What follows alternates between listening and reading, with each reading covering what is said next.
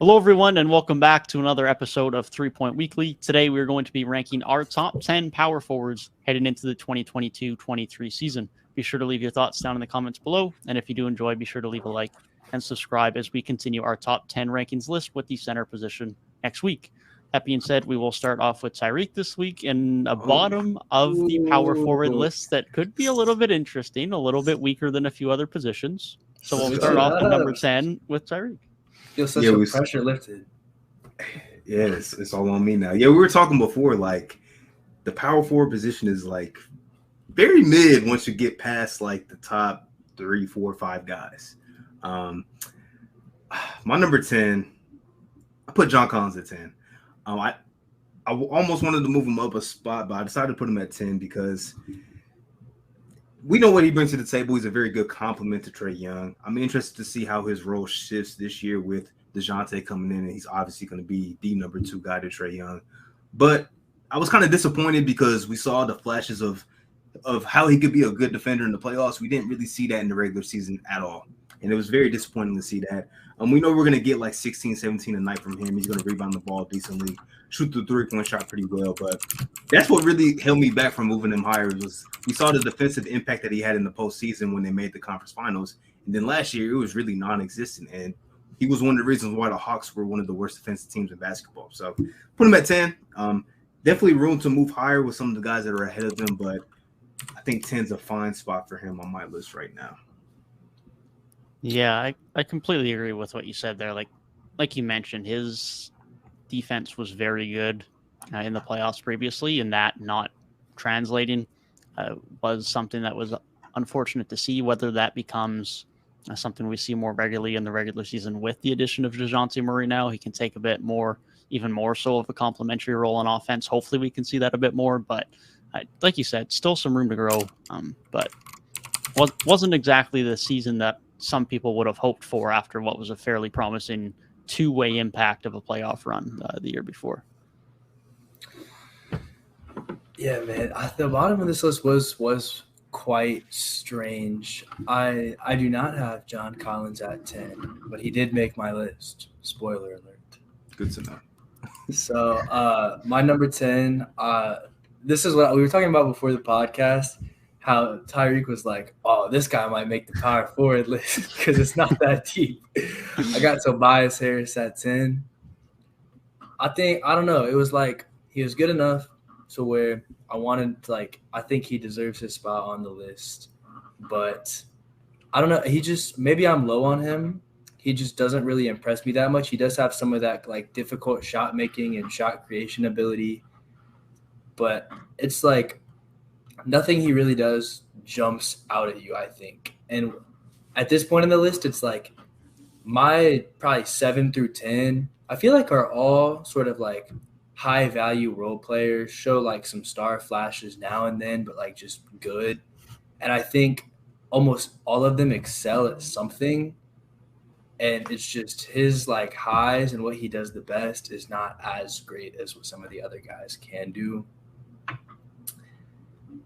It's like, I don't know. It's like he's such a known commodity. Hasn't really showed up big in the playoffs. Obviously, I do value that as well.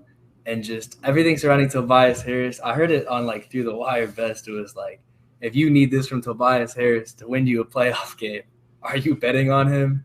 You're probably not.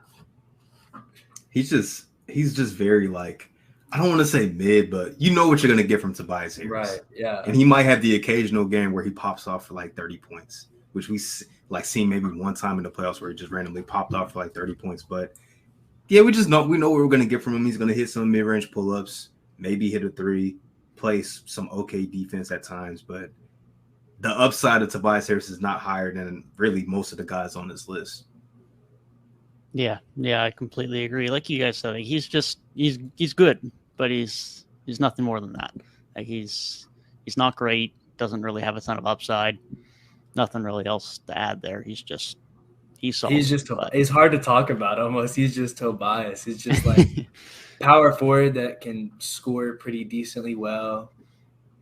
Isn't really going to enter all-star talks, but also is never going to be thought of as a bench player. Just quality starter that's been doing the same thing for quite a while now, really. I will say, though, like his numbers, when I looked at him, kind of impressed me because he was still shooting close to 50%. I think he was averaging like 17 a game. And when you factor in, like, he was playing with an MVP candidate, James Harden came to the team, and Tyrese Maxey had a breakout season, he was still pretty stable and did his thing, which was something that kind of impressed me, which is why, like, you know, he's higher on my list than I had John Collins. Yeah, definitely. That efficiency is definitely something to look at. It's helped that he hasn't had to be as much of a shot creator as he has in previous years throughout his career. There's been times where he has been a bit more of a primary guy, and it's obvious now at this point that if he's a primary guy, your team isn't that good. So it's good to see him in more of a complementary role now. But it is nice to see that level of efficiency from him, because in the past it hasn't always been at that level for sure. As far as my number 10 spot goes, I had John Collins here as well. I don't really have too much else to add here. Like was mentioned, if he can improve his defense throughout the course of a regular season and apply that level of quality over the stretch of an 82-game schedule to help the Hawks defense like they really need, then that gives him upside to move up this list. But based on what I saw from him last year, it was tough for me to put him any higher. So 10 was where he ended up going. And it's sad because he has the athletic gifts to do so. But I think with him, it's just effort and just wanting to be a good defender, because we've seen it. We've seen the flashes, but to be like the defender that the Hawks need him to be, he has to just really dig in on that side of the floor. Maybe this season will be the year where he knows, like, okay, I kind of have to buy in on that side of the floor if we're going to be a good team. Yeah, definitely. Yes. Okay. Yeah, go ahead. On number 9, right? I was going to say, I already kind of foreshadowed my number 9, Tobias Harris. We just talked about him for like 3 minutes, so go ahead, Gabe. Okay, yeah. Well, I guess I'm kind of in the same spot. I'm not gonna lie. I made this change kind of late in, because, like I said, it was just such a hard list to make. But I think I kind of made the right decision. Kind of a little bit closer in solidarity with you guys. I got John Collins at 9. I will say my reason for having him over Tobias Harris, like I just said, kind of the guys in this range, they're like pretty dang good at one thing, and everything else is just kind of like, they're not like great, usually not bad, but just kind of they're there. John Collins' thing is being a roll man in the pick and roll. He's literally one of the best in the league statistically at that. I think I did see one stat for him there, if I can find it.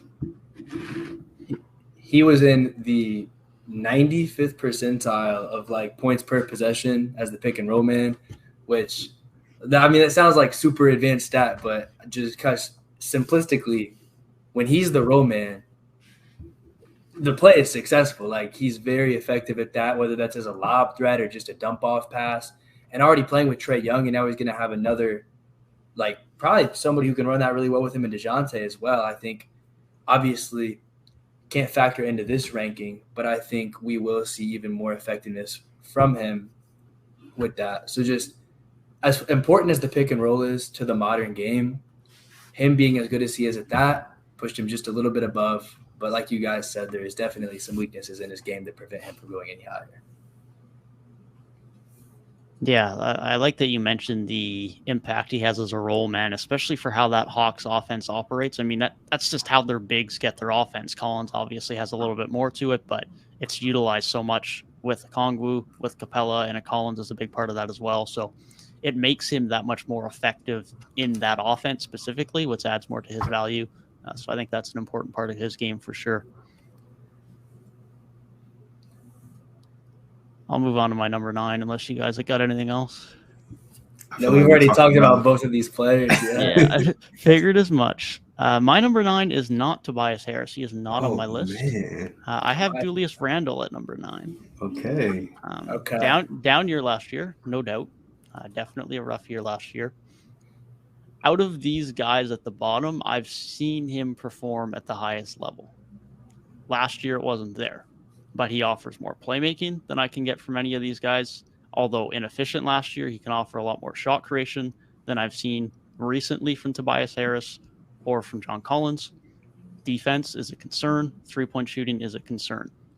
If he plays as bad as he did last year, he probably slips off my list. I am giving him a bit of a benefit of the doubt in him falling somewhere in between where he was last year and in the year previous. So if that changes, yeah, he probably slips off this list. Someone like Tobias Harris or a good rookie season from Paolo Banchero or otherwise moves up this list. But he has shown that he can be a very effective player. He can be an all-star caliber player. It just wasn't there last year. We just have to see which tale of the last 2 seasons is actually what we're going to get from Julius Randle moving forward.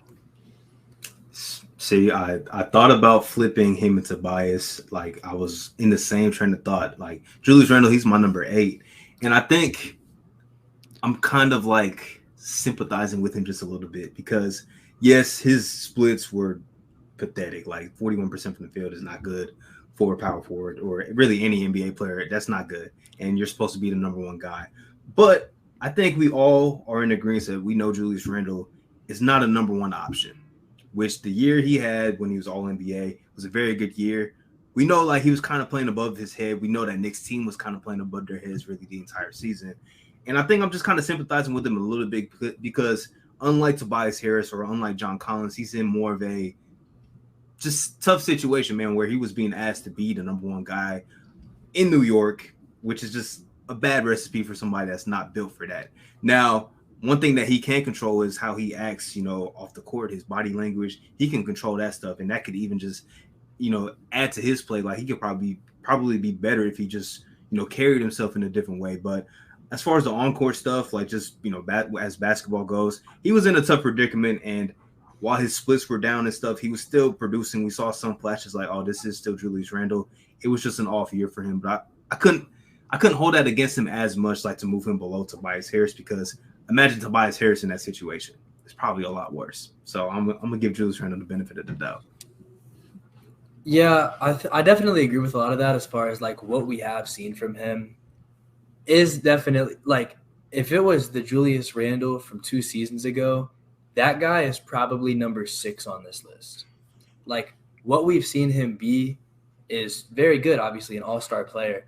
He did not make my list. He was my top honorable mention, mainly just because that slide, not only was it like a personal slide, but it's like it seemed to be so bad that it kind of brought the whole team down with him. And I don't know if it was like he was bad for the locker room. I assume in some capacity he probably was, given like he wasn't talking to the media, all these things, all that fining, and just a really weird situation as a whole. And on like, I know you guys kind of both mentioned like, oh, it's probably somewhere between there where he actually is.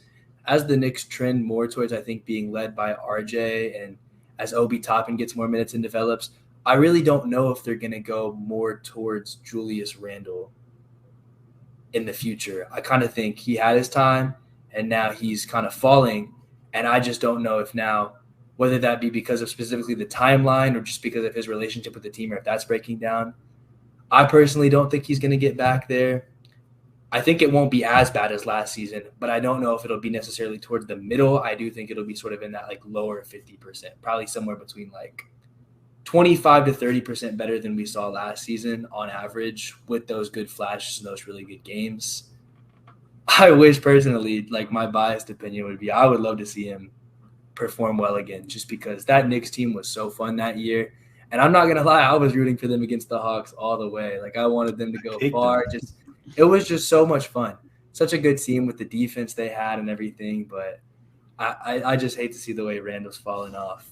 Yeah. I think like it's tough because obviously he's going to get portrayed as, oh, he's an a-hole. He doesn't like talking to the media. He's bad for the locker room. But in reality, none of us really know what was going on in that locker room. We don't know how his teammates really feel about him. So, people will say like, oh, we don't think Julius Randle's going to take a back seat willingly, which may be true, but it might not be true. Like he might see like RJ's ascending. We got Jalen Brunson. I don't have to be all NBA. I can be like an 18, 19 point per game scorer, digging a little more defensively, rebound the ball a little more. And, I can feed off of these guys and maybe like his numbers might go down still, but his production is still better and it's more impactful. And the Knicks can be, a better team because of that. Maybe that's just the optimistic thinking that I'm trying to have here. But, I like Julius Randle, man. I think he's super talented. Like you said, Gabe, that year where he was hooping was fun to watch. Like I was watching the Knicks almost every single night. Yeah, and I will say he's a really good playmaker for his position. Obviously can rebound. I mean, the whole thing that really made him start getting looked at as the player he could be was him getting those triple doubles all the time down in New Orleans. So, I mean, he can definitely do a lot of things across the board and really stuff the stat sheet in ways besides scoring. And I think that if he did focus on that, it would be able to revitalize him more than anything else. I just don't think at this point he's going to be that top level scorer. But if he really digs in and focuses on the other things, kind of, which a lot of power forwards really have done, I think in the past few years, I think Draymond Green kind of revitalized that sort of thing. But I think he might be maximized as just not a primary scorer and just kind of an all around like impact player, I guess is the best way you can call it, more closer to a glue guy. Because he definitely has those tools. Yeah, definitely. I think, like you said, I think his production will probably start falling over the next couple of years. As you mentioned, RJ Barrett taking a bigger role, Jalen Brunson taking a bigger role. But between everything else he can do on the basketball court, whether it be increasing his defense, playmaking, rebounding, that will further enhance his impact.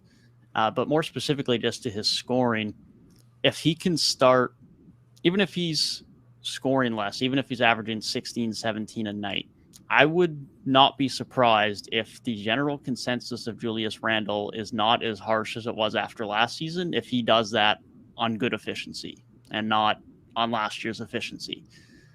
I would much rather have a Julius Randle alongside RJ and Brunson that can shoot 46, 47% from the field, hit 34, 35% of his threes, give you everything on both sides of the floor. And you don't have to deal with him being your primary guy struggling as much as he did last year. Maybe we're not quite there yet. We might be a year or two away from that, depending on the timeline of Barrett and how Brunson fits in. But I think that level of quality and impact from Randle is something we can get and something that will make his impact better for the Knicks than just him going out and trying to score. And just, I mean, he was trying to do a lot last year and it just wasn't working. Yeah, the shots that were falling the year before just weren't going last year. But like we discussed with like Wiggins, I think, last week when we did small forwards, like once you take away like Wiggins taking a bunch of isolation possessions and a bunch of tough shots, and you just get spot possessions here and there. Now we look at Wiggins like, oh, he's this such impactful player when his numbers are down, but we see that he's more impactful than just, shooting, a bunch of mid-range jump shots and scoring like 22 points a game on like 20 shots. So maybe Julius Randle can take the same steps.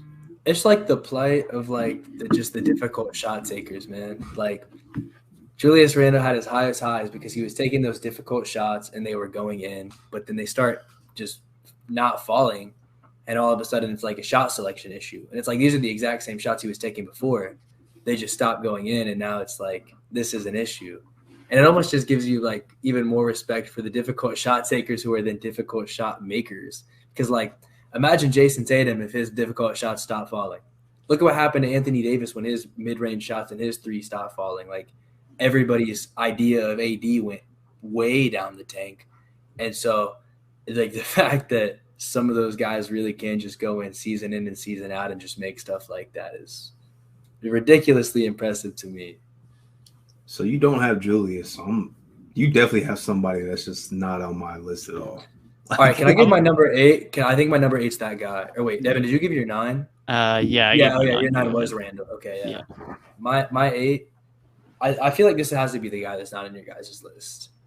If it's not the Tyrik might be missing someone, so just go ahead. That would be bad. I'm looking at my list and I'm like, I don't know, but go ahead. So my 8 is Christian Wood. Is he classified as a power forward? I didn't see him. I'm gonna go anywhere. Look. I think he's on my center list, but I'll look. Is he? I thought I checked ESPN for him specifically. Christian Wood, ESPN. He is listed as a center. He is. Oh, so I made the mistake here. Ooh. Hey, well, if that's the case, I guess. Dev got me thinking now if I did forget somebody, because I was looking at my list before and I'm like, am I forgetting someone? But go ahead, Gabe, or make the adjust. Are you about to like make an adjustment, or are you just about to say Christian Wood? No, I can't say Christian Wood then if that's the case. I was wondering. I was a little like had some dissonance between you guys' list and mine because I had him there, but I guess we'll save Christian Wood talk for next week, but I am high on him given the situation he's going into. I guess if I had to make the adjustment, now that's Collins at 8, Tobias Harris at 9, and Julius Randle at 10. So, I mean, Julius Randle was the first guy off the list.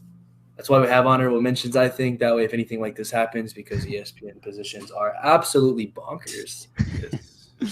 That they are. Teared up right there. So, Oh, yeah. My number 8. Yeah. I don't know if either you are very low on someone, which I don't think you are, or if someone skipped your mind. But we're going to find out. I'm trying to figure out if I forgot somebody because of injury or what. my number 8 is Domantas Sabonis. 8? That is my 8. Oh. wait, he's listed as a power forward? Yeah. Yeah. New number 8, Domantas Sabonis. Oh. He is Whoa. number 8 on my list. I got him higher. Fair. Domantas Sabonis is such a weird player for me because I have always liked his game. I love his rebounding impact. He can score in a multitude of ways as a big. He has very good strength in the post to score. He can score as a post scorer, which isn't that common in today's game anymore.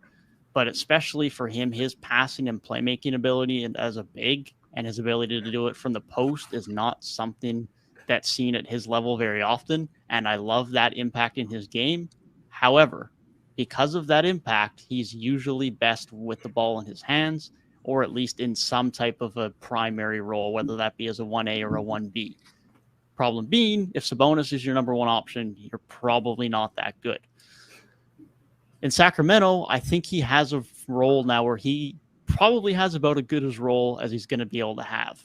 He's not going to have to be a number 1 guy. That's going to have to be on De'Aaron Fox. But he's going to be the primary guy in the paint. He's going to have the paint to himself. He's going to have the post scoring to himself. Fox is a good but not a great playmaker, and so Sabonis should have plenty of opportunities, or at least should be given opportunities in this offense to play make. And Fox loves to operate in the pick and roll. Sabonis loves to operate in the pick and roll. Sabonis can score well out of it, can play make out of it well.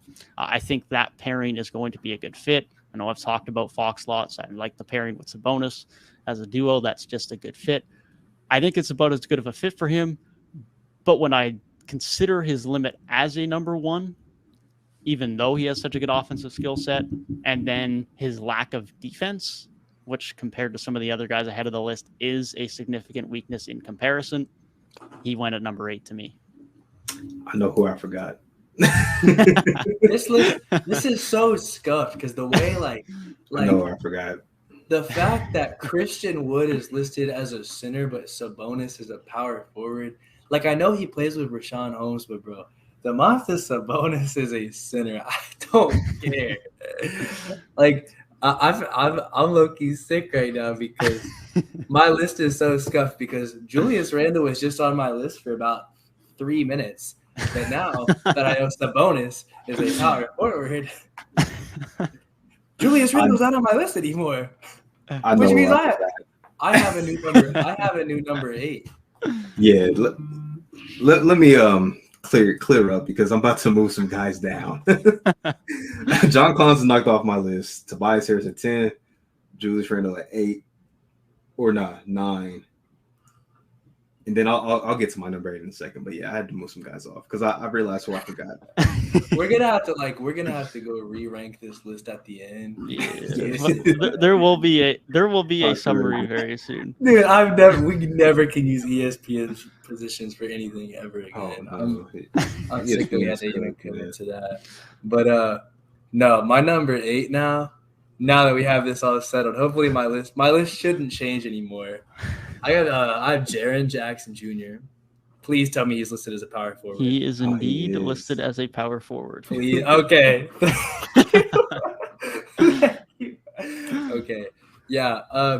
About Jaron, I think it's pretty obvious why he's here. He was obviously a Defensive Player of the Year candidate in many people's eyes. Was a part of that really great Grizzlies team last season. I usually say it was Desmond Bane, who was the second guy who stepped up as the best when Ja was gone. But you could easily argue because of his defensive impact and other things that Jaron was the best player on those squads. I think that's up for debate. So him being such an integral part of that team, it just sucks to see that he'll be missing so much of next season. But him, I mean, leading the leagues in blocks, doing the things he does. His weaknesses are pretty well known as far as like foul trouble and things like that are concerned. But solid in the post, solid outside shooter on the catch, which is great when you're playing with a star point guard. I think he just does the things, plays his role really well. And he's never going to be looked at to be like a number one option or anything. But the things that he does do, he is starting to really come into his own and do those things very well. And that's what I mean where I said, like, same thing that I've been talking about sort of the whole list so far with it, which is like these guys on the lower tier of my list, pretty usually decent, solid all-around games, but they do one thing really well. And Jaron's one thing being that defensive impact, I think, put him a little bit above the guys who we've talked about so far. Yeah. Okay.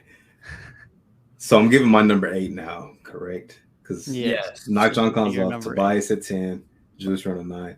I got Draymond Green number 8. We know what he brings to the table. I don't even know if Draymond Green has to be talked about that much. He's a champion. Definitely regressing a little bit. I think we saw that in the playoffs and in the finals. But when he was healthy early on in the season, it was his defensive player of the year to lose.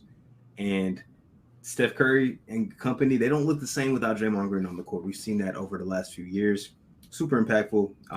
7, 7, and 7 across the board, which is just lucky numbers, man. Draymond does his thing. And yeah, I put him at number 8. Got him there.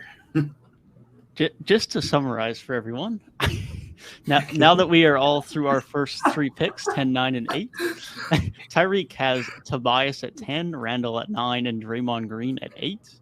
I have John Collins at 10, Julius Randle at 9, and Domantas Sabonis at 8. Yes. And Gabe has Tobias Harris at 10, John Collins at 9, and Jaron Jackson Jr. at 8. That should be all positional things figured out. ESPN, unfortunately, has some absolutely lovely positional rankings, so here we are. I mean, beautiful, man. Like, if Al Horford was a power forward, man, he'd be top 3 on my list, but he's just not. He's a center. He's a center. Yeah. Evan Mobley's a center. Everyone's a center. That made me mad because Evan Mobley would probably have been on my list. Yeah, he would have been on mine. Me too. Sure. No, Evan Mobley was, I'll tell you now, because I don't know where he'd rank on a center list, but I think he was literally sitting around like 7 on my list. He was sitting at like 7. He was sitting at like 7 on my power forward list. And then I look at it and it says center, and I'm like, they had an all-star center. What? I was very confused at that, but ESPN is absolutely cooked. Number 7, right? Number 7. I think I'll start because you just kind of talked about him, Gabe. Jaron Jackson Jr. is my number 7. Every time I think about Jaron Jackson now, I think about this game when they played the Knicks in Memphis this season, and he had it seemed like he had 20 blocks in the last 3 minutes, like legit, like he was blocking everything. Single-handedly won that game, man.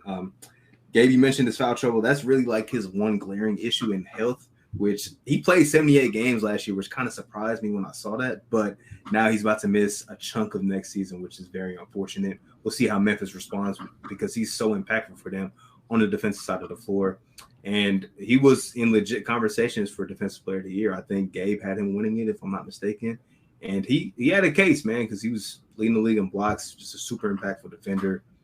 Pretty decent on switches, man. Such a good young talent, man. It's crazy. I think he's only 22 years old. Like, he's still super young, man. Super young, man. Yeah, I know. I was between him and Mikal. I can't remember who I ended up going with in the end, but if I did go with Jaron, I would not be surprised at all. Yeah, Jaron's defensive impact is so great. Like, he was one of the most commonly selected guys for Defensive Player of the Year ballots in a ballot that had a lot of names on it, and there's a reason for that. Like, there was a general consensus across the league that Jaron impacts defense, and he isn't just a guy who can protect the rim. He can switch. He can guard well in pick and rolls. He's very mobile. His impact on this Memphis team is really going to be seen when he does miss time at the beginning of the season, which is very unfortunate. Because his defense changes a lot without him. Steven Adams is good, but Steven Adams brings very different things than Jaron Jackson Jr. does. So it's going to be interesting to see how they play without him and what type of adjustments they can make. But that just goes to show the value that Jaron brings, not to mention the fact that he's still a solid contributing member on offense. He's a nice complementary option. He can space the floor a little bit for you. He can get some offensive rebounds. He's just a great complementary offensive option who can be your backbone on defense. And as a guy who can be alongside Ja and Bane, and sometimes even Brooks as a guy who can be your fourth option on offense, you really can't ask for anything more. He's so valuable for this Memphis team. It is. With that being said, he was also my number 7. Yeah. It's so different as a perimeter defender. Like, even if you just play basketball and you got somebody behind you that can erase a lot of stuff, you feel like a lot more free on the perimeter defending guys. Like, you can take a lot more chances, try and get more steals and stuff like that. And it's going to show, like you said, it's going to show, like, we'll see, like, is Ja going to improve defensively? How good is this Memphis team going to be without him? That's something that's going to be, to be told in a tough Western Conference.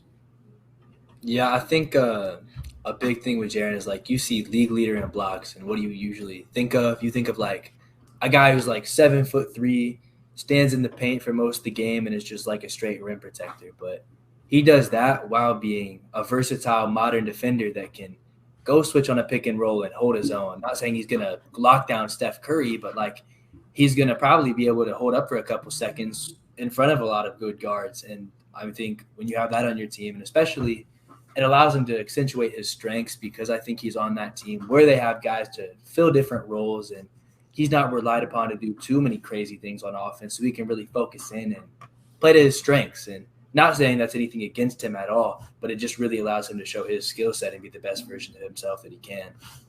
With that being said, since I have a different number 7, not anybody new being brought to the table, here's where I put Sabonis, now that I know that he is on this positional list. I think he's proven himself that he can be an all-star player. Obviously, that was in the East, so it's a little bit different now that he's on a new team and playing as more of a number 2. But I think we saw a lot of really good things with the dynamic between him and Fox. The Kings, I don't know if they're going to be a playoff team, but they look to be a lot better this year than they have been in years past. And obviously, the biggest piece they added was him, among other things. So obviously, that shows his impact and how he can really raise a team standing in people's eyes. At the same time, I think Devin was kind of alluding to this. It's his playmaking ability and the things that he can do on the inside game and sort of his all-around filled-out play is really nice to see. But I think that his ceiling is a little bit lower than some other guys, which does limit where he can be at the top of his game. But still a very good player nonetheless. And even if he's hit his ceiling, that ceiling is not shabby at all. So I would have him here. Pretty damn good ceiling. Yeah, no doubt. Yeah. No doubt. Yeah. But everybody gave their 7, correct? Correct. Yes. All right. Well, since we're just talking about him, Domantas is my number 6. I'm a little higher than both of you guys, but I really appreciate what he brings to the table, man. He's a double-double machine. I think, like, he does something really, like, he has one thing that he does really good, and that's rebound the damn basketball. I think that kind of gets overlooked. Like, he is a monster on the glass, and he's going to get you, 18 to 20 points every single night. Like, he's so consistent, so stable at what he does. I remember watching him in person because I've seen him play a couple times because Indianapolis is just right up the road. And he's really, like, unstoppable when he gets on that block, man. Like, his little drop step, he's really nice with it, man. But I'm interested to see him and De'Aaron, how that dynamic works, because when they were on the floor, pretty impactful pick and roll duo that we haven't really seen De'Aaron Fox be able to operate with. And I think it can maybe unlock his game just a little bit more. But I think he is what he is, man. He's like at his best, like a 20 and 10 kind of guy. Like, that's what we've seen from him over the last 3 seasons or so. But a little higher on him than you guys are. But for all the reasons that you guys said, like, if he's your number 1 guy, probably not going to be a great team. And his defense is definitely a big concern. We know that for a fact, especially if he's going to be playing the center position full-time this season. We'll see how that goes. But I do appreciate what he does bring to the table offensively and on the glass. Yeah, I think just the player he's been is going to be a big proving season for him, because there's a lot of guys you see that it's like, okay, they can take you this far as a number 1, and maybe that's not as far as you'd like, but then their game is just so molded to be a number 1 that they come in as a number 2, and it's just not the same, and they're just not the same player. And since Sabonis has become himself the player that he is today, I mean, just the star version of him is the easiest way to say it. We haven't really seen that. And while I can't use it as a knock against him, I think this will be a big proving season as to how good he can be when given a different role. Because, the sample size at the end of last season was quite small. So he is a player that I'll definitely be looking at a lot this season to what he can be. My number 6 was Draymond Green. And poor playoff performances did make me think of dropping him a little bit lower. But as previously mentioned, he was the front runner for Defensive Player of the Year before he got injured last year.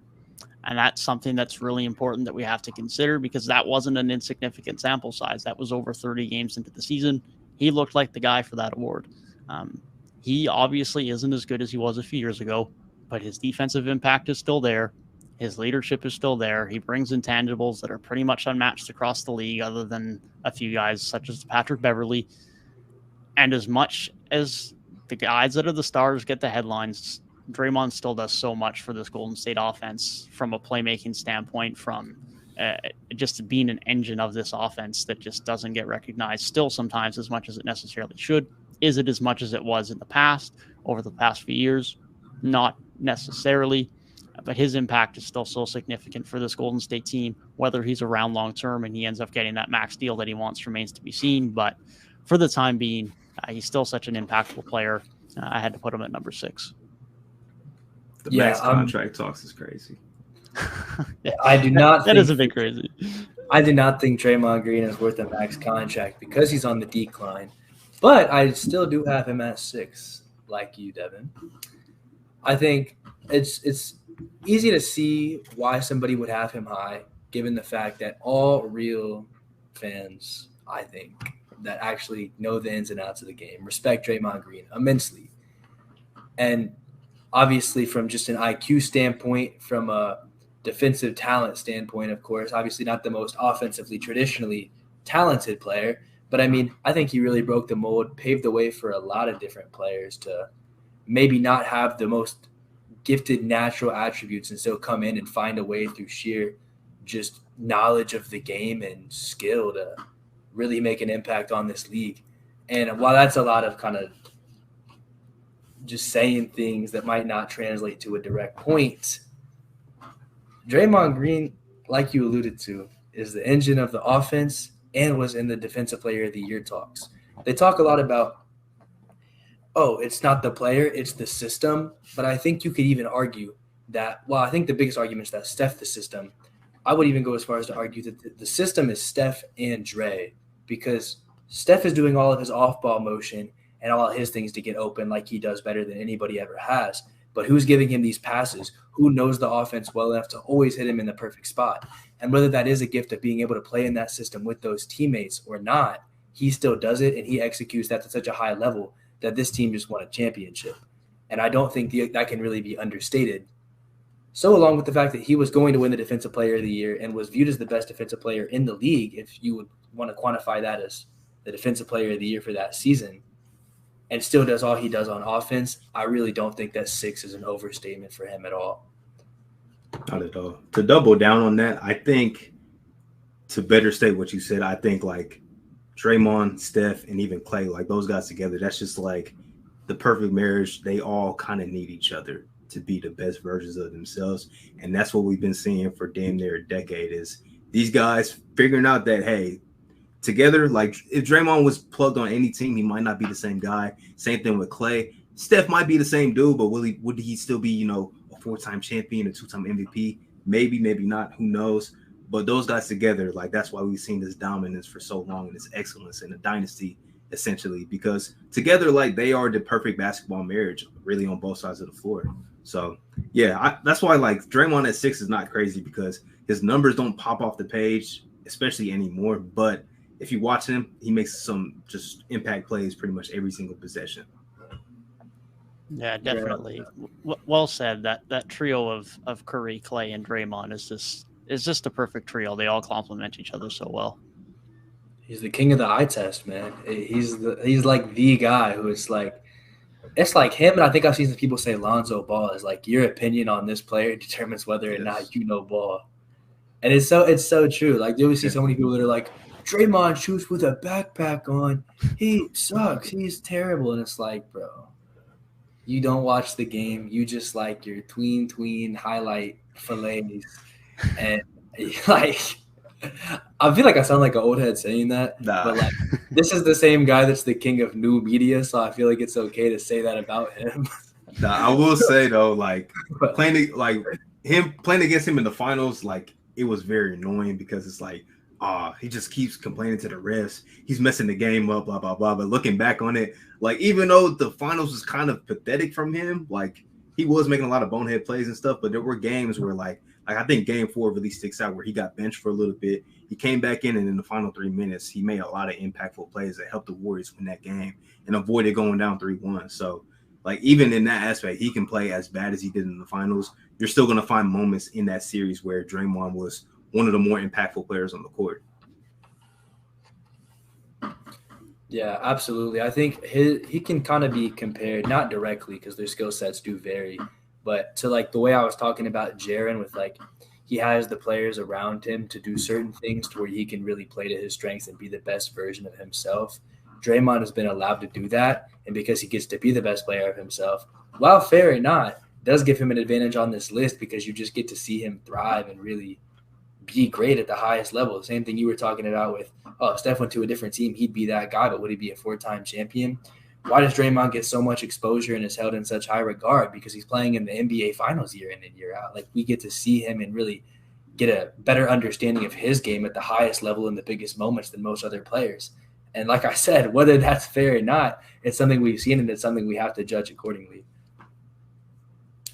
#new media. Are we in top 5 talks now? We are in top 5 talks. I think we can agree that the top 5 truly separate themselves as the stars of the position. There's some solid players below, but the top 5 definitely separate themselves as the true top 5 in this position. These 5 guys are all-stars if they're healthy. Because there is two guys in the top 5 who I think weren't all-star. Actually, I think 3 of my top 5 were not all-stars last year. But if they're playing games, much like our small forward list with the thing with like LeBron was out and that made it weird. The same thing with Kawhi was out and that made it weird. These 5 guys are still all on a different tier for sure. I think the top 2 are even on their own tier. My 3 is kind of in between, and then 4 and 5 are probably on a tier together. But it's like S, A, and B as opposed to we were kind of in like the C tier of the top, I guess. Definitely. Okay. Let's get it started, man. My number 5. I got Zion at 5. Zion at number 5. And honestly, depending on how this season goes, he can probably jump all the way up to number 3 if some people don't get their stuff together. That being said, he did miss the entirety of last season, but the last time we saw him play, he was averaging 27 a game on ridiculous efficiency. He was an all-star. He was great. The point Zion thing looked decent, for his status. But man, I want to see how this season goes, man. I think every time we mention a Pelicans player, we just mention how excited we are to see them this season. And I want to see how it goes for Zion, man. I just want to see him play basketball again because he's one of the more exciting players to watch. And I think having that year off might benefit him. We'll see how, he's been working on this game. We'll see what he's added. But Zion at 5, I think is not ridiculous, man. Just ready to see him play again. Yeah, definitely. Like you said, just looking forward to seeing him play. He was one of the most impactful and efficient scorers in and around the paint we've ever seen, period, last he played. So if we can get that again, like you said, there's no doubt he can definitely move himself a few spots up this list if he can have a good, healthy season next year.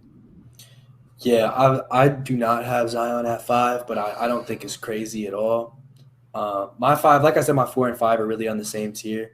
I have Pascal at 5. I think this was a very, very hard decision to make because who played better last season? It's the guy who played last season. And while Pascal, he gets better year in and year out, made the All-NBA team. Didn't make the All-Star team, but that was more due to, I think, him missing a month and getting a while to get started. But, I mean, what did we see from Pascal the last pretty much 2-3 months of the season? In the playoffs even, he did pretty well. It's like, across the board, he's just a guy who continue to see constant improvement from. And it seems like he never stops getting better. Whether that was just from being just a bench guy early on to then slowly working his way up. And by the time they went to the finals, he was a clear number 2 at a 40 piece in the NBA finals. Like, that's not something you see from everybody. Then he comes in, Kawhi leaves, and he's sort of our number one. And now he's went from just like a guy that was our number one, but more just all-star tier, to a guy that's on all-NBA tier. And the way that you just keep seeing him on the uptick is incredibly impressive.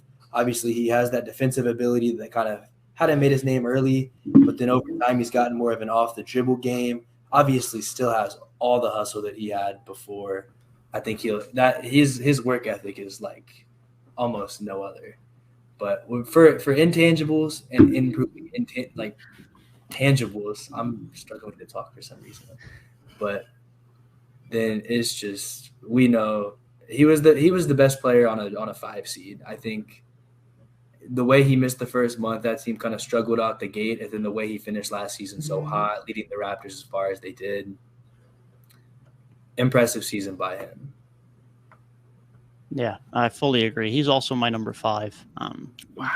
Brilliant season by Pascal. I'll get to having him under Zion in a minute, but like you said, a brilliant season for him. Once he got back into the lineup, healthy, ready to go.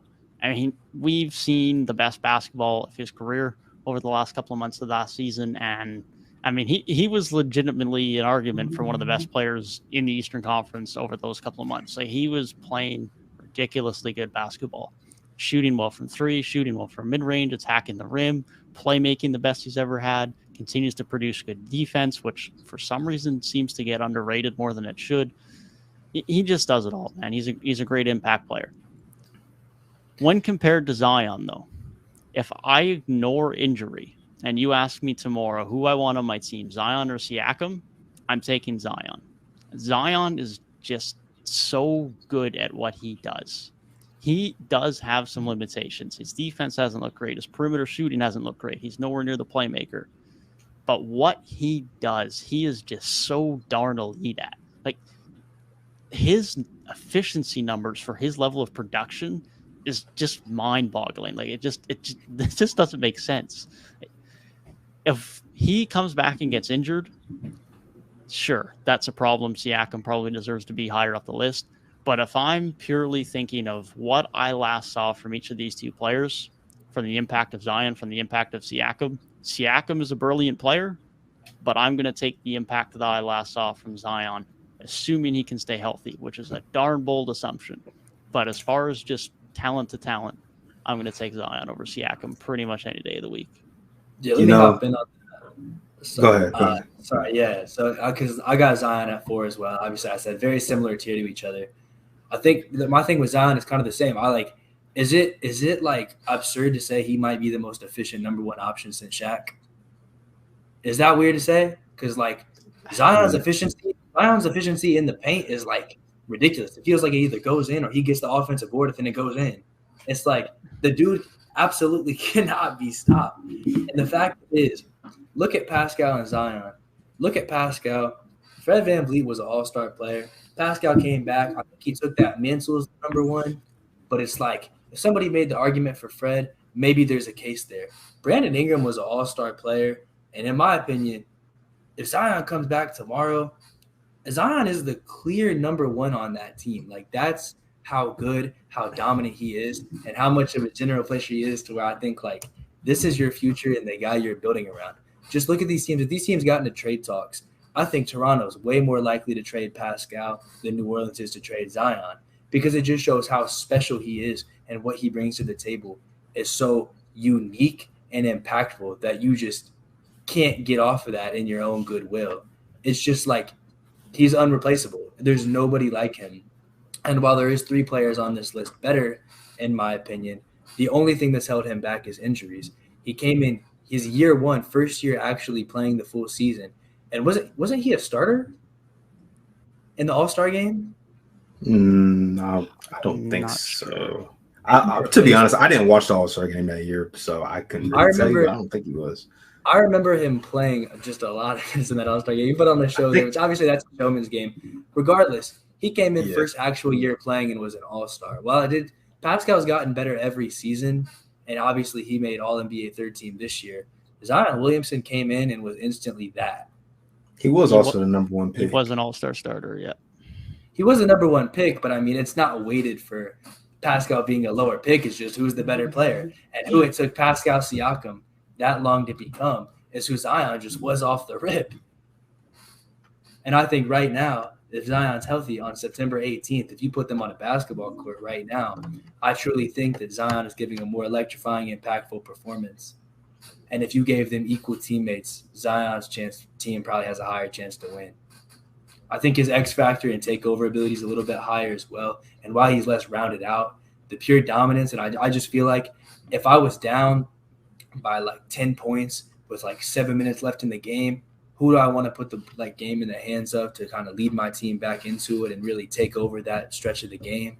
I'm probably going with Zion, which is weird to say because he doesn't have the biggest bag or an outside shot, but it's just you can't stop him. And so you just abuse that until you get it done. Yeah. Okay. Yeah. I mean, like I said Zion has the chance, in my opinion, to jump up into the top 3, depending on how the guys I have above him playing. And I think my biggest gripe, and I think it's been consistent with all my lists, is guys that either barely played last year or did not play last season. I kind of have to hold that back against them just a little bit because it's been so long since I have seen them play basketball.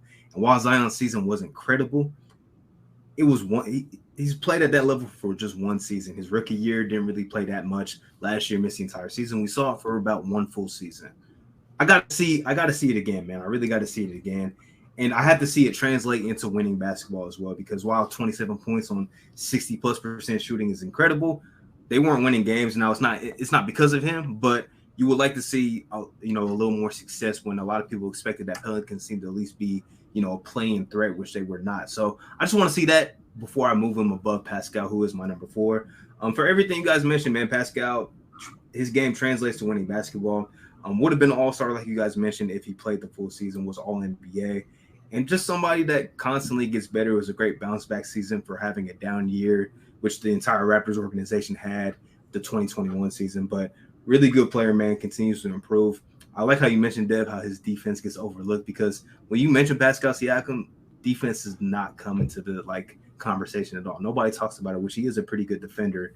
And he had that stretch last year, like you mentioned, where he was incredible. I think he gave my Celtics 40 and 10 one game. He was going crazy. Just such a, I think, overlooked player, man. I was kind of surprised that you guys had him at 5, to be honest. Maybe 1, but I thought at least one of you guys, not even because you're Raptors fans, would have had him at number 4, because in my opinion, it wasn't really that much of a question, but I do think it's because Zion did not play last season why I'm holding it against him a little bit. That's fair. That's absolutely fair that you would kind of put that against him just because he is a little unproven on the winning side. Now, I do think if he was playing with last year's version of the Pelicans, especially the version with CJ McCollum towards the second half of the season, as opposed to the team he was playing with the year before, I do think they would have been a much better team.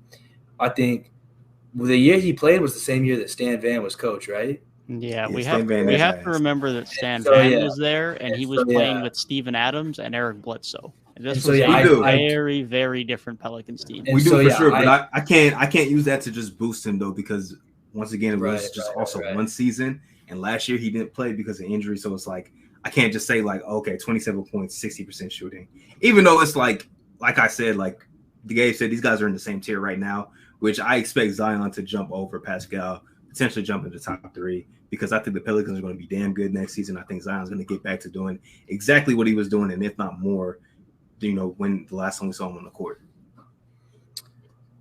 Yeah, I think it is definitely a really good argument. I can see why anybody would have Pascal above Zion, because 1 year is really not much. I think my big thing was I view him as more as an Embiid than anything else, where it's we didn't see a lot of Embiid for the first couple of years. Even his rookie year, he came in and only played 30 or so games, but you just knew what he was bringing to the table already. And Zion, the sample size was even bigger than that.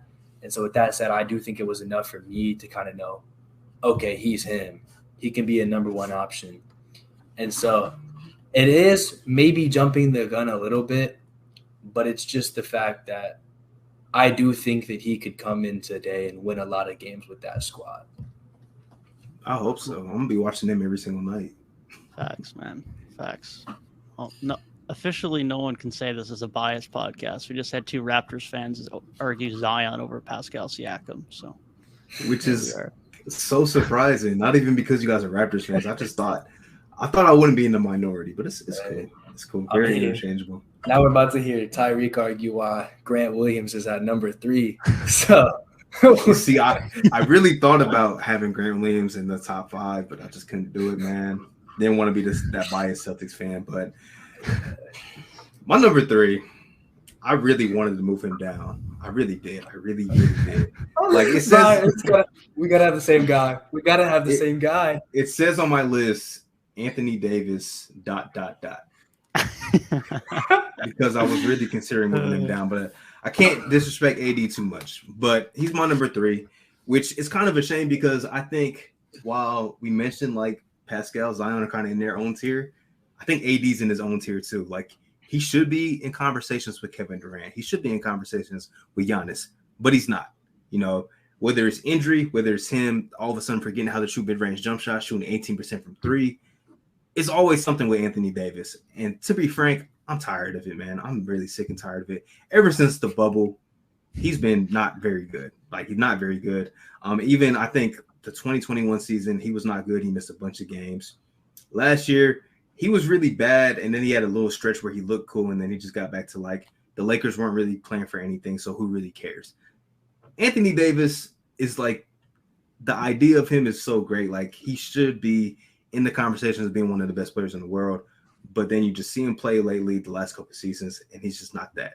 And he is the single key to this Laker team being anything next season, which was the same thing last year. He was the key to them being anything. And I just don't know if we're going to get it, to be honest. Like, I don't know if we're going to get the Anthony Davis that we want to see.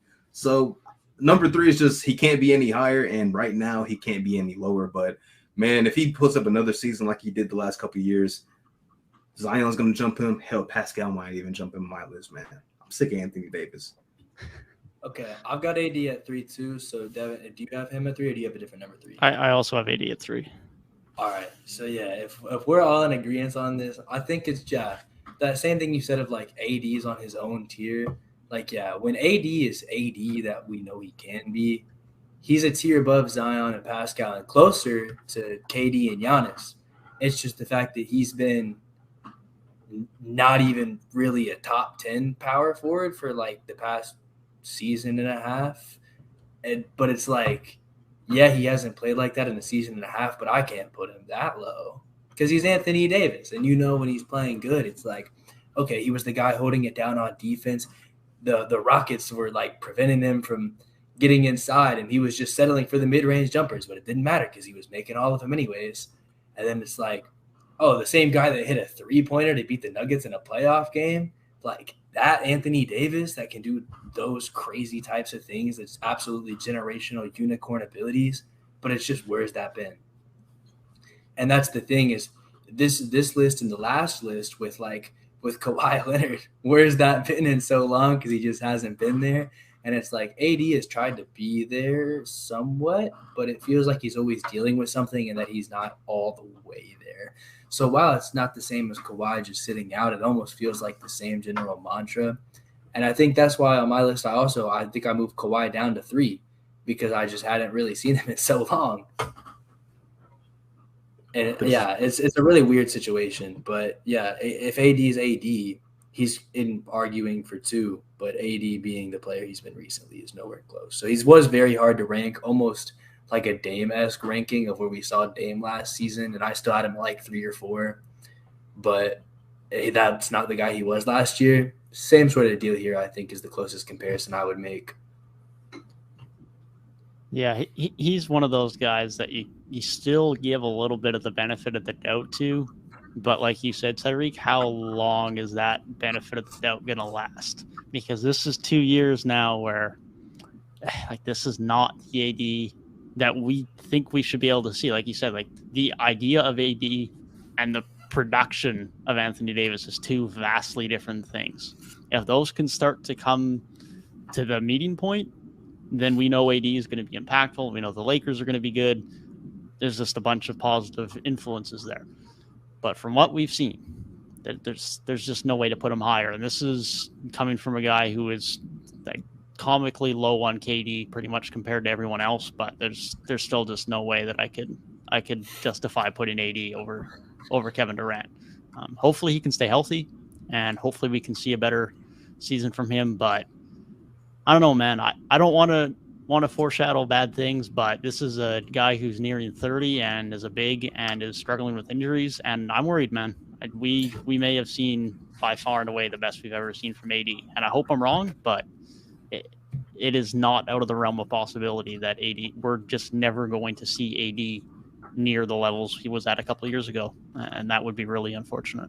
Which is sad because after the bubble, like I think ESPN had him ranked like number 2, only behind LeBron, like top players in the world. Like you said, man, it's not trending in the right direction. Like I want to be hopeful. Like hopefully we do see AD, maybe not what he was in 2020 or even like Pelicans AD, but just better than what he has been the last couple of years. And I don't know if we're going to see that, man, because on top of the injuries, it just seems like his production has also just fell down even when he's on the court.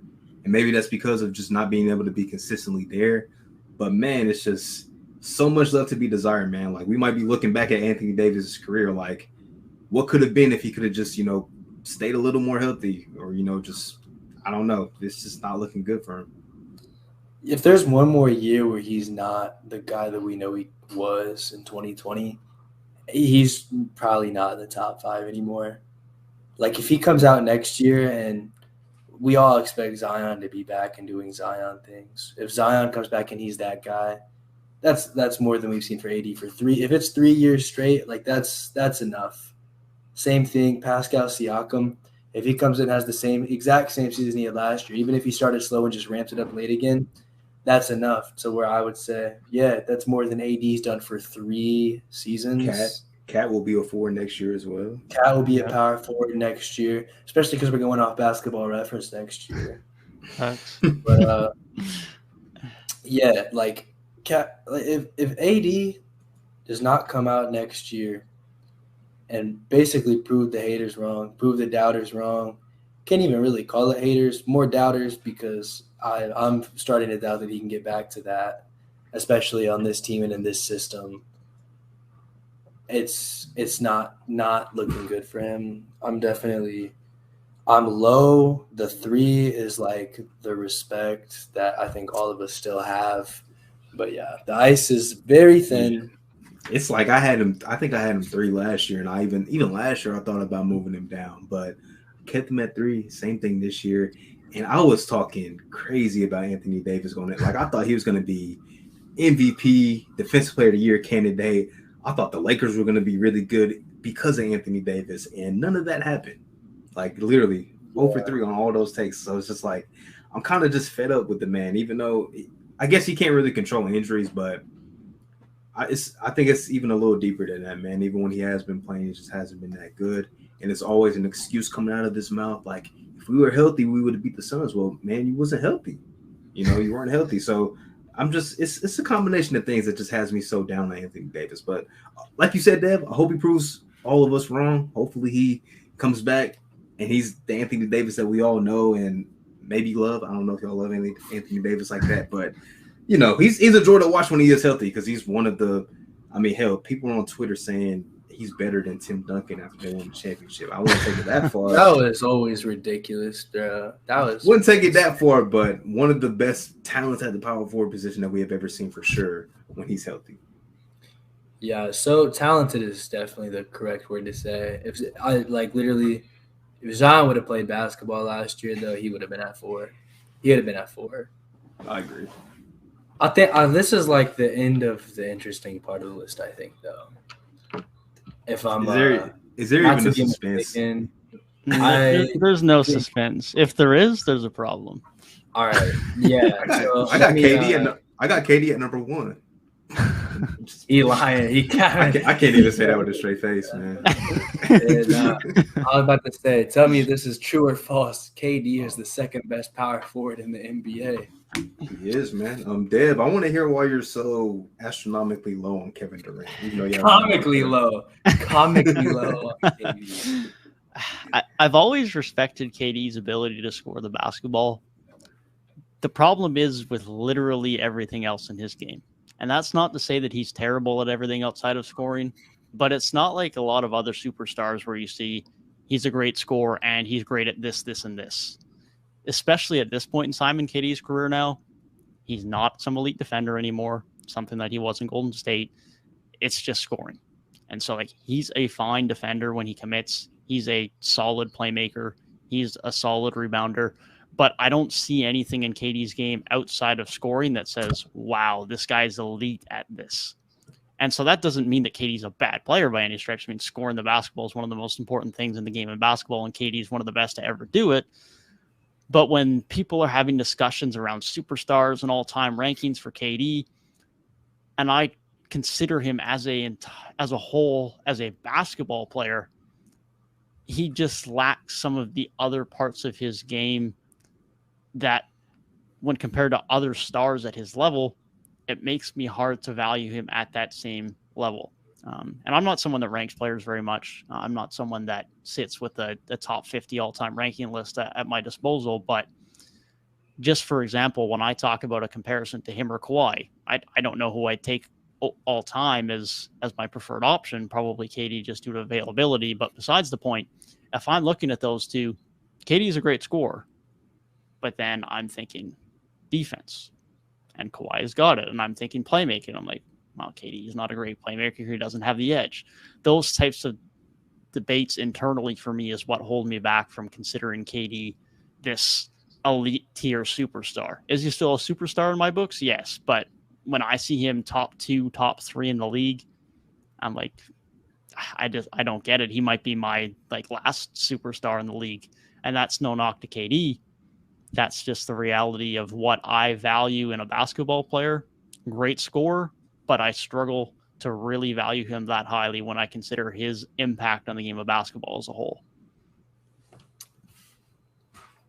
Yeah, I think KD definitely on paper is a player that you could look at and see why somebody's low on him. I think definitely when it comes to his versatility, because versatility is the name of the game in the modern NBA. Obviously, KD is a guy who's been around so long. I mean, one of the longer tenured players in the league. I think he did come in kind of before that was a really big thing. And he's just been this sort of anomaly for so long where, yeah, he's not a great playmaker. He was a great defender for a little bit. But scoring was always his thing. And so, yeah, I think when you do look at it like that, yeah, you can definitely see that to a good extent. I think the thing that makes people high on KD and his level of greatness is things like pulling up in LeBron's mouth to hit a game winner in the finals. I shouldn't say a game winner, but like the game sealing shot, like a dagger, basically. I think it's the Bucks series a year ago where he plays all 48 minutes and absolutely carries that team to keep their season alive, and then has that performance in Game 7 where one of those two games, like he had a triple-double, and it was like, oh, he's doing all-around stuff. Like, oh, he can do that, and it can translate to winning. And it's like he just completely puts on the backpack, says, hey, I'm Kevin Durant, and I'm going to take this team to a win.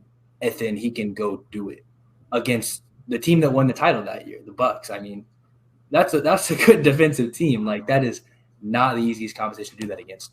And so his just ability to do that and say, yeah, we're going to win and we're going to do it because of me, that's what makes him a superstar. And while he does not have sort of the all-around game of LeBron, Jokic, Luka, and while that gives them a very good argument to be ahead of them, and if you ask me to rank them today, I'd probably put them ahead of KD too. But it's moments like that where I can easily see why people are as high on him as they are, and why I think it's an easy conversation that he's a superstar player. I'm interested because you said, so how many superstars, Devin, do you think there are in the NBA? I think we might have had this conversation before, but I think so. I want to say my list is 7. But 7 seems like a really good number. Yeah, I think my list is 7.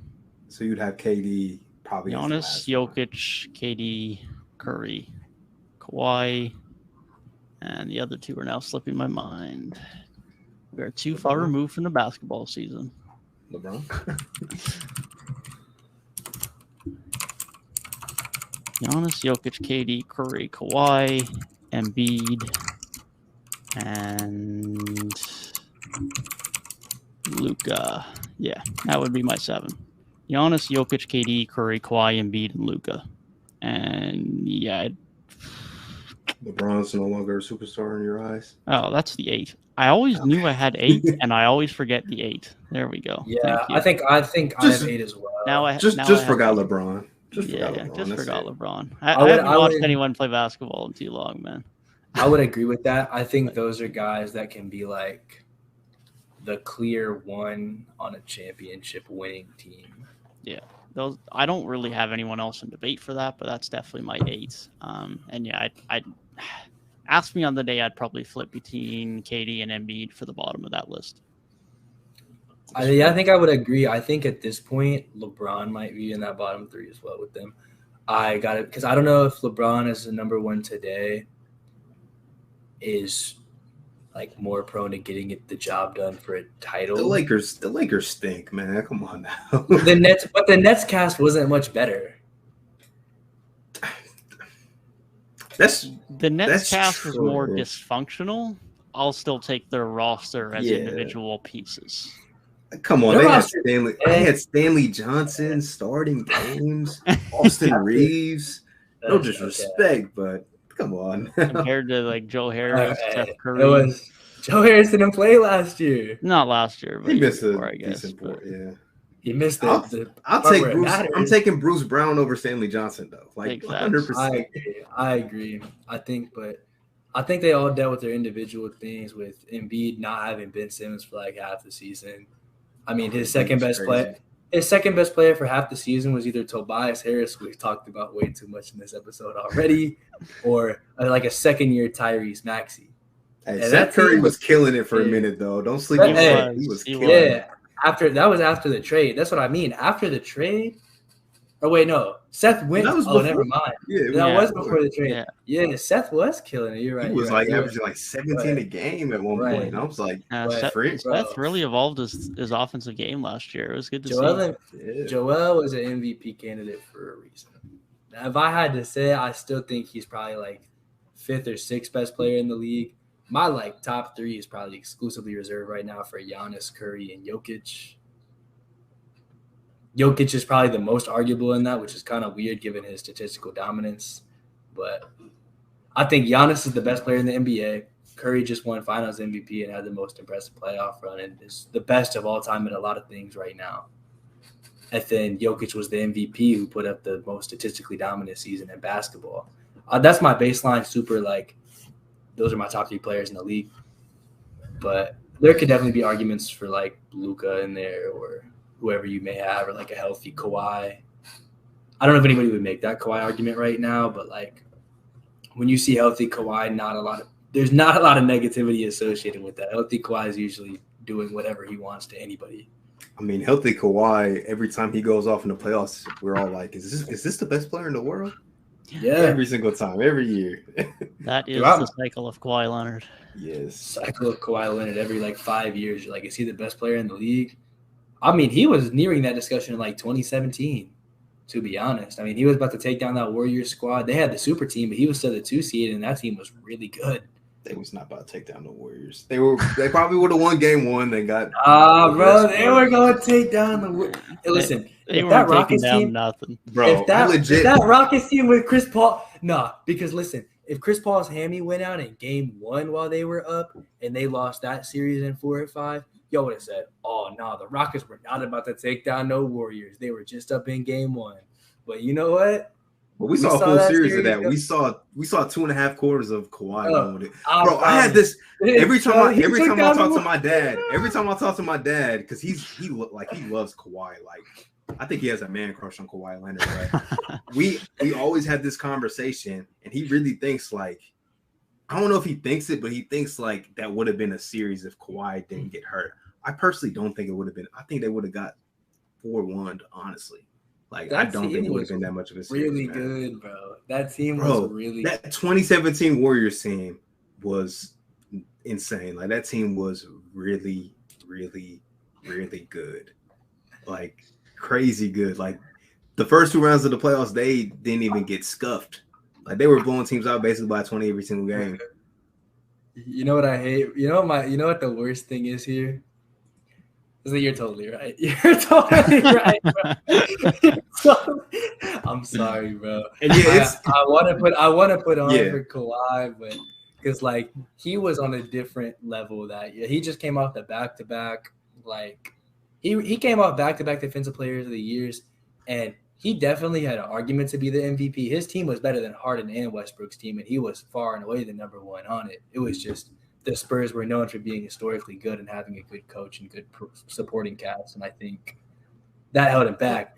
There's definitely a world where Kawhi Leonard was the MVP that season. Like, I mean, but Westbrook and Harden both had like very. No, I'm not saying they were undeserving. I'm saying Kawhi was probably right up there with them. Like he was at that level. He was an MVP. Yes, he was an MVP. He just so happened to be dealing with Harden and Westbrook, who had incredible seasons as well. Yeah, but I think he was on that level. I think is what I'm trying to say.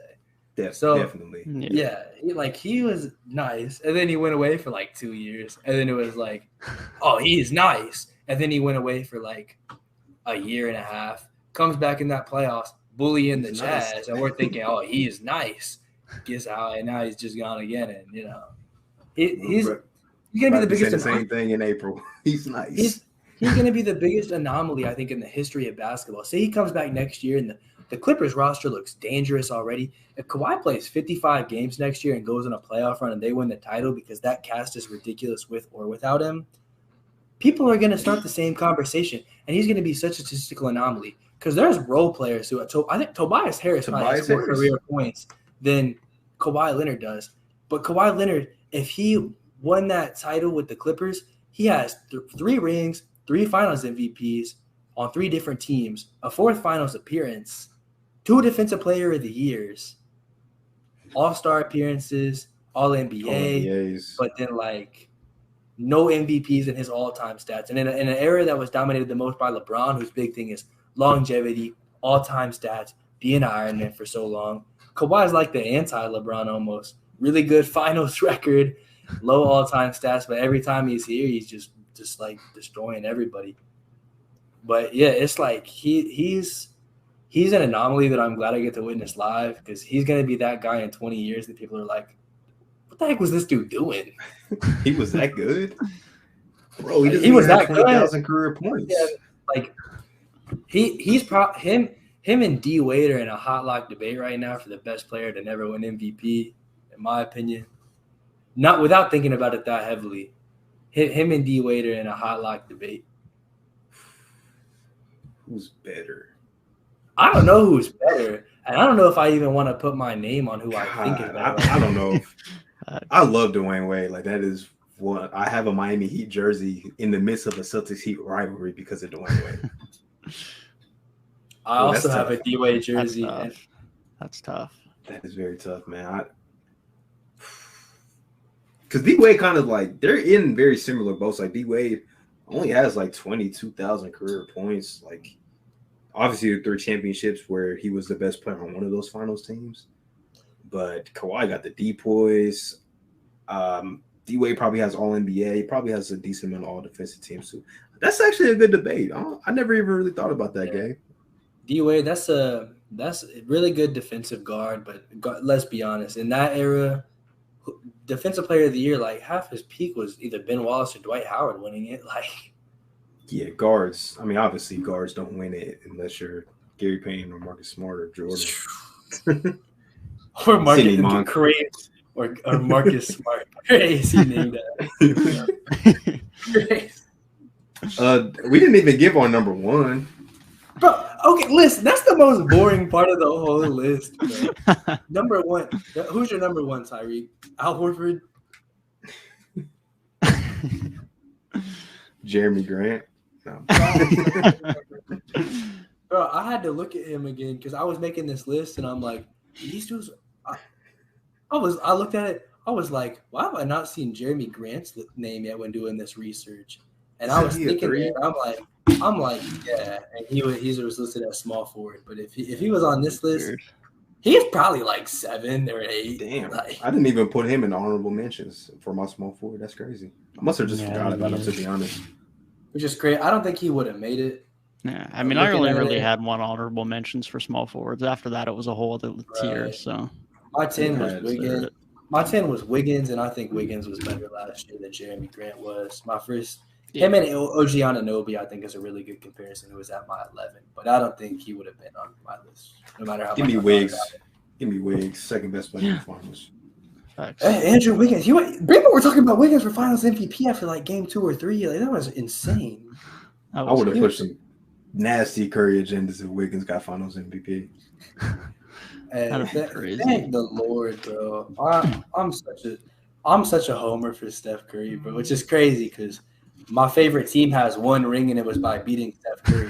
But I'm such a Steph Curry homer, bro. If he didn't get that Finals MVP, I was about to be in San Francisco the next day having a very not nice, some stern talking to whoever made that. I like Steph. I liked him a lot more before it was super popular to love Steph Curry.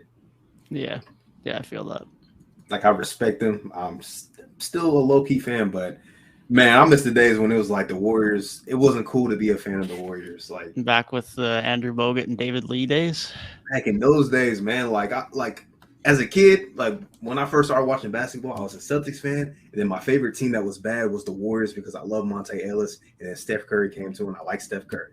But then all of a sudden, it got cool to like Steph Curry. I'm like, man, this is kind of annoying.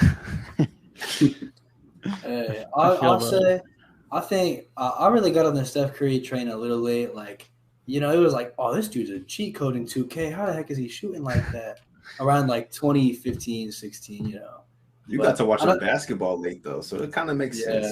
But I didn't really get so really enjoying Steph as a player probably until like sort of the end of the KD Warriors days. I think I liked watching them play to an extent of like, this is just really clean, beautiful ball. But at the end of the day, like, it did make it boring. And not in the sense of like the stuff they were doing on the court was boring, but the fact that you just knew it was going to happen. And it's like, I mean, obviously it's like live. There's no like writers or anything. Like, it's not like fake, but it's like, it's a show. Like, it's a show you watch for entertainment, unless you're there live. But on the most part, it's like something you put on like Netflix or on TV or whatever it may be. Something you watch, and it's like, this is not entertaining if I already know what the ending is going to be. Which it's like, I hate that because KD was playing like at an all-time great level. Steph was playing at an all-time great level and all that, and they're obviously playing for all my money, the best team ball we've ever seen. But you just can't. I don't know. I wish they had better competition. That Rockets series was absolutely magical to watch. But anything really besides that, like, nobody else had a chance. 2018 Game 1 was cool, but if the Cavs won that Game 1, bro, they're still losing in 5. Bro, like, that's just how good that Warriors. Like, I'll be trying to explain to the older generation, like my dad and one of my professors. I'll be trying to explain to him, like, this Warrior team was just so, like, it was unfair adding Kevin Durant to that team. Like, they didn't need a Kevin Durant. They probably would have been cool with a Wiggins, but they got Kevin Durant. They got Kevin Durant. Like, who took at the time? At the time, KD was regarded as a top 3 player in the world, like, easily. Like, they had 2 and 3. Like, come on, man. Like, LeBron was 1, and then the Warriors had 2 and 3. That's also a testament to just how great LeBron is, because that doesn't happen if LeBron James, isn't on the opposite side of the NBA. Like, that does not happen, man. Because there's no shot. There's no shot. Like, man. But I will say this. I feel like I didn't appreciate that Warriors team as much as I probably should have, because like you said, Gabe, that was some very clean basketball and some just pure hoops, man. And I just decided not to watch them because I'm like, I know they're going to end up winning almost every single game. Yeah, I feel that there's something to watching the sport, even for people like us that are big fans of the sport, and they're not just your casual fans sitting down to watch hopefully a nail biter of a game. But there becomes a point where, like, you've seen it and it's good basketball, but like, I've seen it, I know what to expect, I know what's going to happen. It'll be no different next year when Milwaukee go ahead and play the Pacers. I'm probably not going to watch that game. Not because I don't want to watch Tyrese Halliburton, or not because I don't want to watch Giannis and the Bucks play. but I know what the result's probably going to be, and there's more important and more competitive games that are probably going to be going on that night. And that's unfortunately just the reality of it. At the end of the day, even for us, it is still some form of entertainment, even though now I'm more watching these games with a bit more of an analytical eye. I'm still probably not watching a really good team play against a really bad team. And Golden State definitely suffered from that, except for that the really bad teams compared to them were pretty much the entire league. Yeah, I think that's that big, honestly, it even ties in like the big 82 game regular season complaints where, oh yeah, it's like super fun at the beginning because you get to see all these new players and take that like analytical look at everybody and be like, oh yeah, what are Tyrese and the Pacers going to do this year? But then you get like past All-Star break and stuff, and there's like that lull where it's like, okay, it's kind of set who's making it and who's not. We're just kind of deciding matchups and maybe like a play-in contender, or maybe there's a really interesting battle for a 6 seed. But just on like the macro scale, you get late into the season, it's like, bro, I've watched enough of the Spurs this season, enough of the Pacers this season, enough of the Thunder this season now that they don't have Chet. Even if like the Rockets or the Magic continue to not be good and they take another year to really get somewhere, you're going to get late season. You're going to be like, okay, I've analyzed it. I know who on this team has a future and why. I don't really care to get them blown out by 30 in game 70 when they're already eliminated from playoff contention. And it's just Milwaukee trying to improve their seeding so they can play like, I don't know, play the Cavs instead of like the Sixers in the first round. I don't know. Yeah, that happens every single year too. Yeah. And like, especially young teams fall victim. Like early on, like I'll be very excited to watch Detroit, Orlando, but if they start being ass, I'm not watching them when it gets to January and February. I'm sorry, they got like a month or two with me, but if they're not good, I'm not watching them too much unless they're playing the Celtics or maybe it's a compelling matchup where there's no games on at that time. But other than that, like you have to be at least a somewhat decent team for me to really want to tune into when it gets to February and March. You can't just be terrible. At least if you're bad, be like fun bad. Like Charlotte would like they'd have LaMelo doing some crazy stuff and score like 120 points a night, but they'd be giving up 130. They'd be bad, but like, hey, at least I saw some entertaining ball tonight. Maybe not some good defense, but like. But even they would be like at least a 500-ish team. But like if you're like we thought. At least I thought the Rockets last year were going to be super fun and terrible. I don't think that exists. Like if you're going to be fun, you at least got to be somewhat decent. They were just terrible. Yeah, you got to be like 35 wins ish at least to be pushing that. And even then, I mean, that's Wizards and Knicks level of last year, and they weren't that fun to watch either. So you got to be at least pushing for a play-in team, a play-in spot. I feel if you're not at least pushing for a play-in spot, it just starts to lose its intrigue, especially when you get to those last few weeks of the season. I mean, you guys all know I love Orlando. I'll be watching a lot of Orlando next year. I watched a lot of Orlando last year. I just couldn't watch them the last month of the season because I'd watch the first 3 quarters. I'd be like, oh, this is going to be great. They're close game. Their defense is playing well. And then the starters just wouldn't touch the floor for the fourth quarter. They're like, man, I want to watch Wendell ball here. And he's just sitting on the bench. Like, Devin can't see Wendell. He's not tuning in. Can't push his Wendell narratives, man. Can't push him no more. But yeah, I was thinking that too. The first thought that came to my mind was I was watching the Portland Trail Blazers last year because I would love Anthony Simons. I was watching him every time he played. And then he got hurt. And then they're just like, you know what? We're not going to bring you back. Just go ahead and sit the rest of the season out. And then they got guys like, no disrespect to anybody, but like Brandon Williams was starting. And just guys that should not be starting NBA games. And I'm just like, I'm not going to be watching the Trailblazers anymore. Like, they're just on my teams of, if they're playing, I'm not tuning in at all unless they're playing the Celtics. That's it. Yeah, it just is what it is. I think it's really the plight of like any sport. Like even in the NFL games usually do good views because they have like 1 game a week instead of like 4 or 5. But even like if it's like week 16 of the NFL season, it's like the Colts playing the Jaguars. Like, bro, who cares? I guess the Colts were good last year, but unless it's fantasy implications, that's the only way that I will tune in at all. This is true. Yeah. Football has that little fantasy advantage, but even then, like that's less of a casual thing, I think. I think you got to be a pretty decent fan to really care about fantasy that deep into a season. A lot of people, even in fantasy, they'll just like do a draft, play. I'll say this is cool for a couple weeks, and they'll be like, yeah, I don't really care that much. Yeah, I agree, 100%. Yeah, but everybody had Giannis at number 1, best player in the world. Finally got to it. We did just go on like 3 side missions before we got to number 1. Yeah, because like, is there? I want to see if either of you guys have a different opinion. Like, I think this was super simple to me because I don't just think Giannis is the best power forward in the league. I just think he's the best player in the league. Yeah. I definitely have moments last year where I would say, like, I think going into last season, it was still kind of debatable for me because Kevin Durant's playoffs in 2021 was still very incredible, still very fresh in my mind. And he started the season off crazy. But then Giannis, as the course of the season went on, he just continuously got better and better. And he was showing like, oh, now I can shoot the mid-range well. I'm shooting step-back threes. My playmaking is better. I'm still one of the better defenders in the world. And he just proved like he's the best player in the world. And I don't even think it's really close. Like, even though Jokic is racking up MVPs, Embiid has stretches where he looks like the most dominant player in the world. Luka's who he is. Steph Curry's who he is. Giannis is just different. So to answer your question, Gabe, I don't really think it's even a debate. He's definitely the best player in the world. Yeah, that's how I feel too.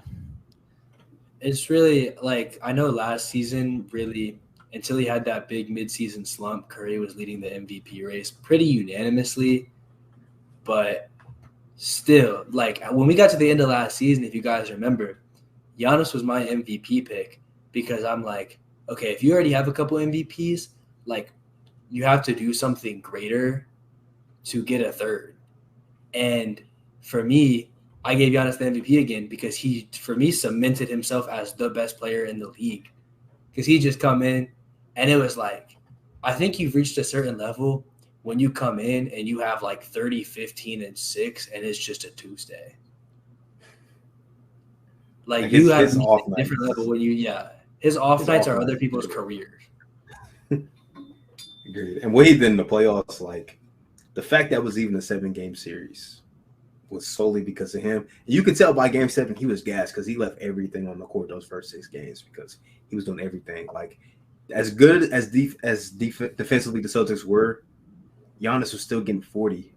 And maybe he was on 27, 28 shots. He was still getting 40. And he was still doing his thing, man. He's just that dominant. And it's scary that his game just continues. He gets better in areas where we want to see him improve. Like he added the midi. Maybe he can become just a maybe slightly below league average 3-point shooter. Who knows? Like maybe it's possible. But I respect that he still takes threes. Like he still keeps the defense honest. Playmaking continues to get better, man. And he's so relentless. Like he's going to continue to come and try and be the best player in the world. And we're going to be having a conversation like where he ranks all time very, very, very soon. Yeah, I mean, it took LeBron like a decade to become a like good shooter, I would say. At least 3-point shooter. Like it really took him till like the middle of those Miami days to really own in on that. So it's like it's definitely not too late for Giannis to sort of make that change, and he doesn't really have to yet. Like obviously he's tried to expand his game, and I know I said earlier in the episode that Zion might be the most efficient player since Shaq. The only reason it's not Giannis is because Giannis tries to do more and expand himself further. And so, yeah, he could totally be running dunk man all game and just do that. But I think he has higher aspirations for himself, and he knows that's not going to work forever. The more he makes people respect other facets of his game, the easier it'll be for him to score on defense because they don't know what he's going to do. And then he can either go back to that super dominant easy move or maybe he'll hit you with something else. And then you say all that, and he's like a top 3 defender in the league at the same time. Like the dude is just absolutely insane. It's a mix of at this point. Obviously, he had the immense physical gifts. You know, Greek freak is the name for a reason. But he's worked so hard and progressed so much as a player in the past 5 or so years that I used to be a certified Giannis hater because people were so high on the Bucks all the time. And I'm like, man, why are you hyping the Bucks up so much when the Raptors beat them every single year? Because like we beat them in 2018 and people were like, oh, Giannis got next though. And then we beat them again in 2019. And then we came in and people still thought that like Giannis saw this. And I'm like, bro, come on. Like, why are y'all doing all this? But then even as recently as like like I wanted the Suns to win that finals, which mostly was like, oh, I want to see Chris Paul get a ring. Devin Booker is cool, and this team's never got a ring before, so it's like if the team's never had a ring, I'm always usually rooting for them to get there first.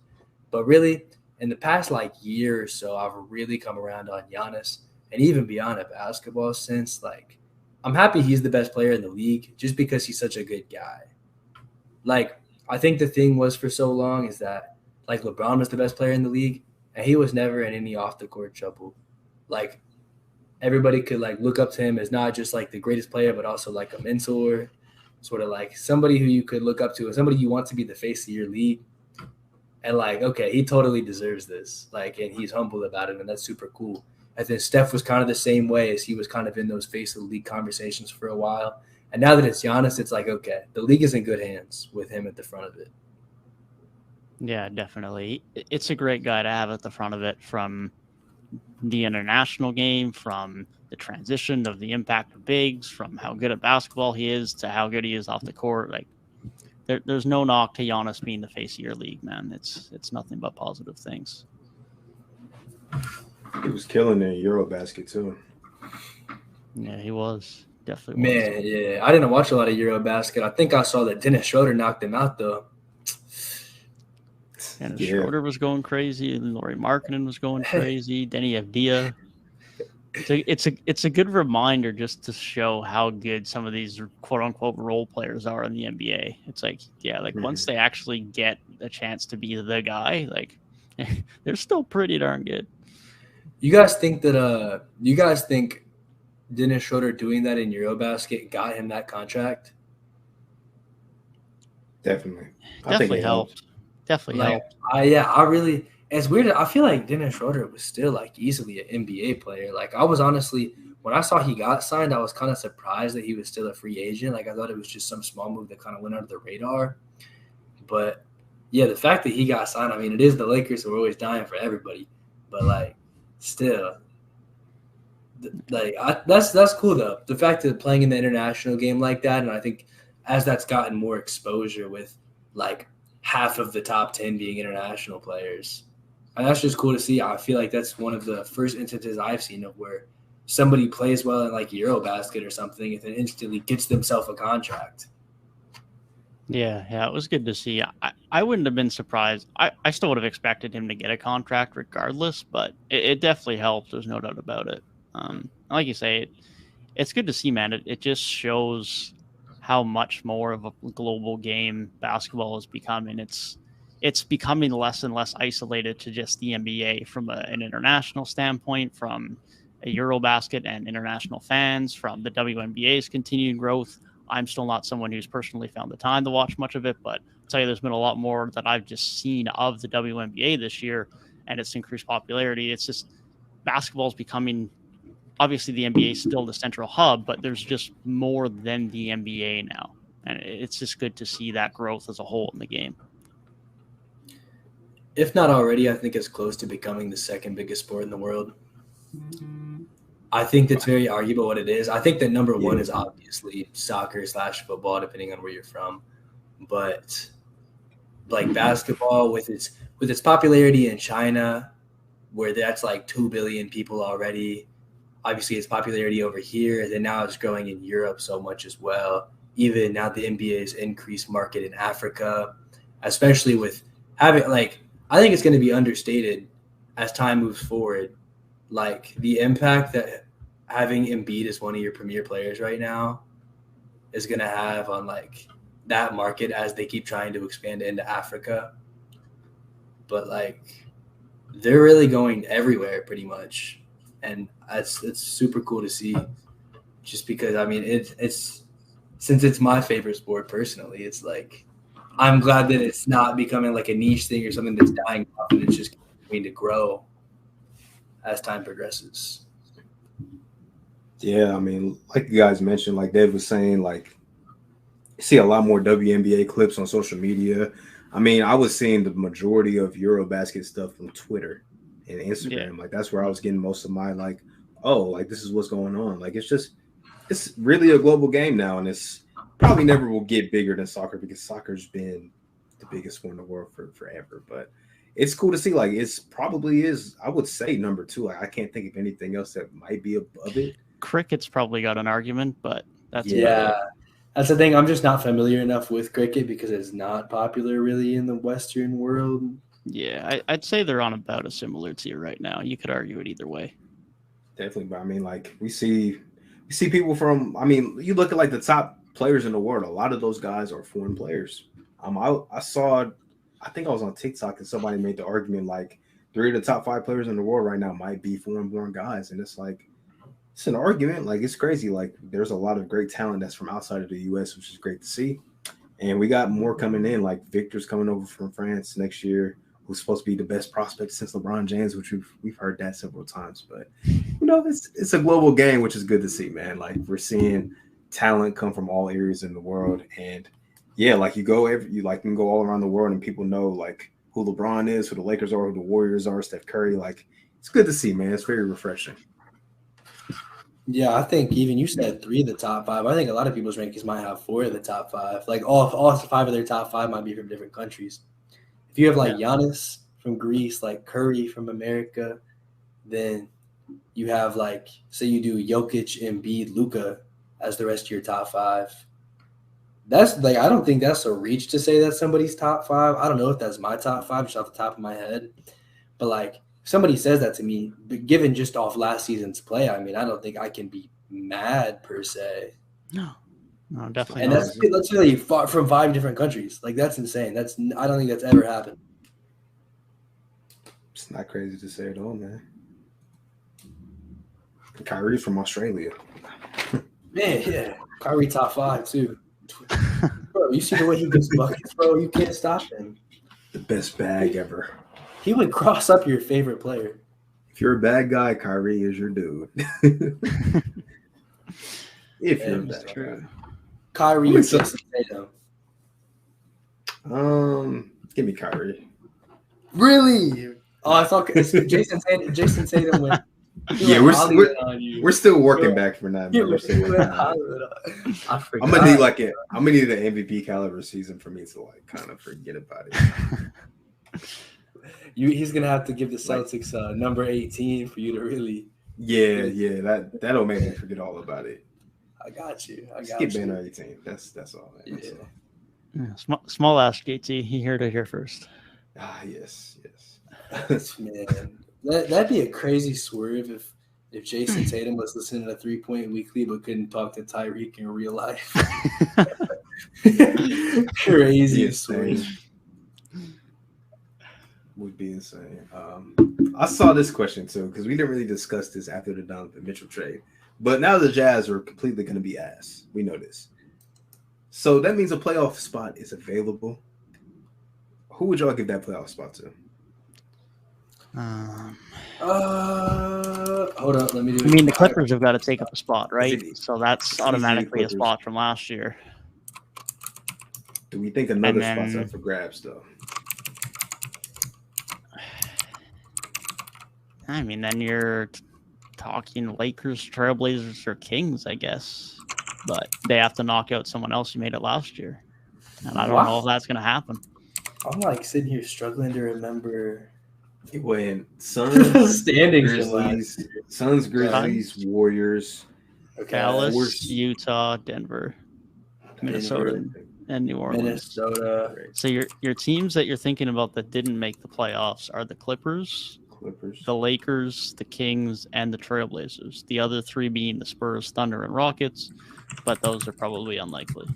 Yeah, no, my 8 playoff teams, if you ask me today, it's easily even if they don't have Kawhi, like just with Paul George and that supporting cast, I think that's a playoff team in this Western Conference. Yeah. If you had asked me right now, loose rankings, like I think the top 3 will probably be like Warriors, Clippers, and then I'm gonna still respect the Suns enough to say they're not gonna fall off too tremendously. And then you probably got like the Nuggets and T-Wolves and the Mavericks in some sort of order, like 4 through 6. Then maybe like Grizzlies fall down to 7 and regress a little bit with Jaron missing time. But then you have New Orleans take up that 8 because we don't know how many games Zion's going to end up playing. I'm done saying the Grizzlies might regress because I've been saying that like the last 2 years and they just don't. Like always improve. They might just find a way to still be okay without Jaron until he gets back. So I don't know, man. The West is really both. I mean, it's nasty how both conferences are just good teams are going to get left out, which is just sick. I don't even know if they're going to regress in ability, really. It's just I'm looking at this field, and it's like the Timberwolves added an all-star. The Nuggets are going to get Jamal Murray back, who is like, I think that dude, not an all-star, but like pretty dang close, about as close as you can get without being one. Yeah, on paper, a lot of teams look like they're going to be better, but we still got to play the game. So we still got to see how everything shakes out. In theory versus in practice. The Grizzlies kept going down men last year, and they just kept winning. Exactly, man. Like we got to see. That grit and grind culture is still there, man. And even like the Pelicans, like we expect the Pelicans to be better, but are they? We still have to see. We have to hope. The Pelicans took the Suns to 6, bro. I think the Pelicans are legit. They got 2 games off the 1 seed. I think they can come back next year, adding who we think is the 4th best power forward in the league and take a jump from 8 to 5th. Yeah, they could go to 5th. That's not crazy at all. No, I was saying Zion was my 5th. Oh, bro! If the Pelicans did jump to 5, though, like I'm not. Like, I think it's realistic. Do that. No, that's definitely reasonable. Am I predicting that? Absolutely not. But like, if it happened, it's not He said, "I am."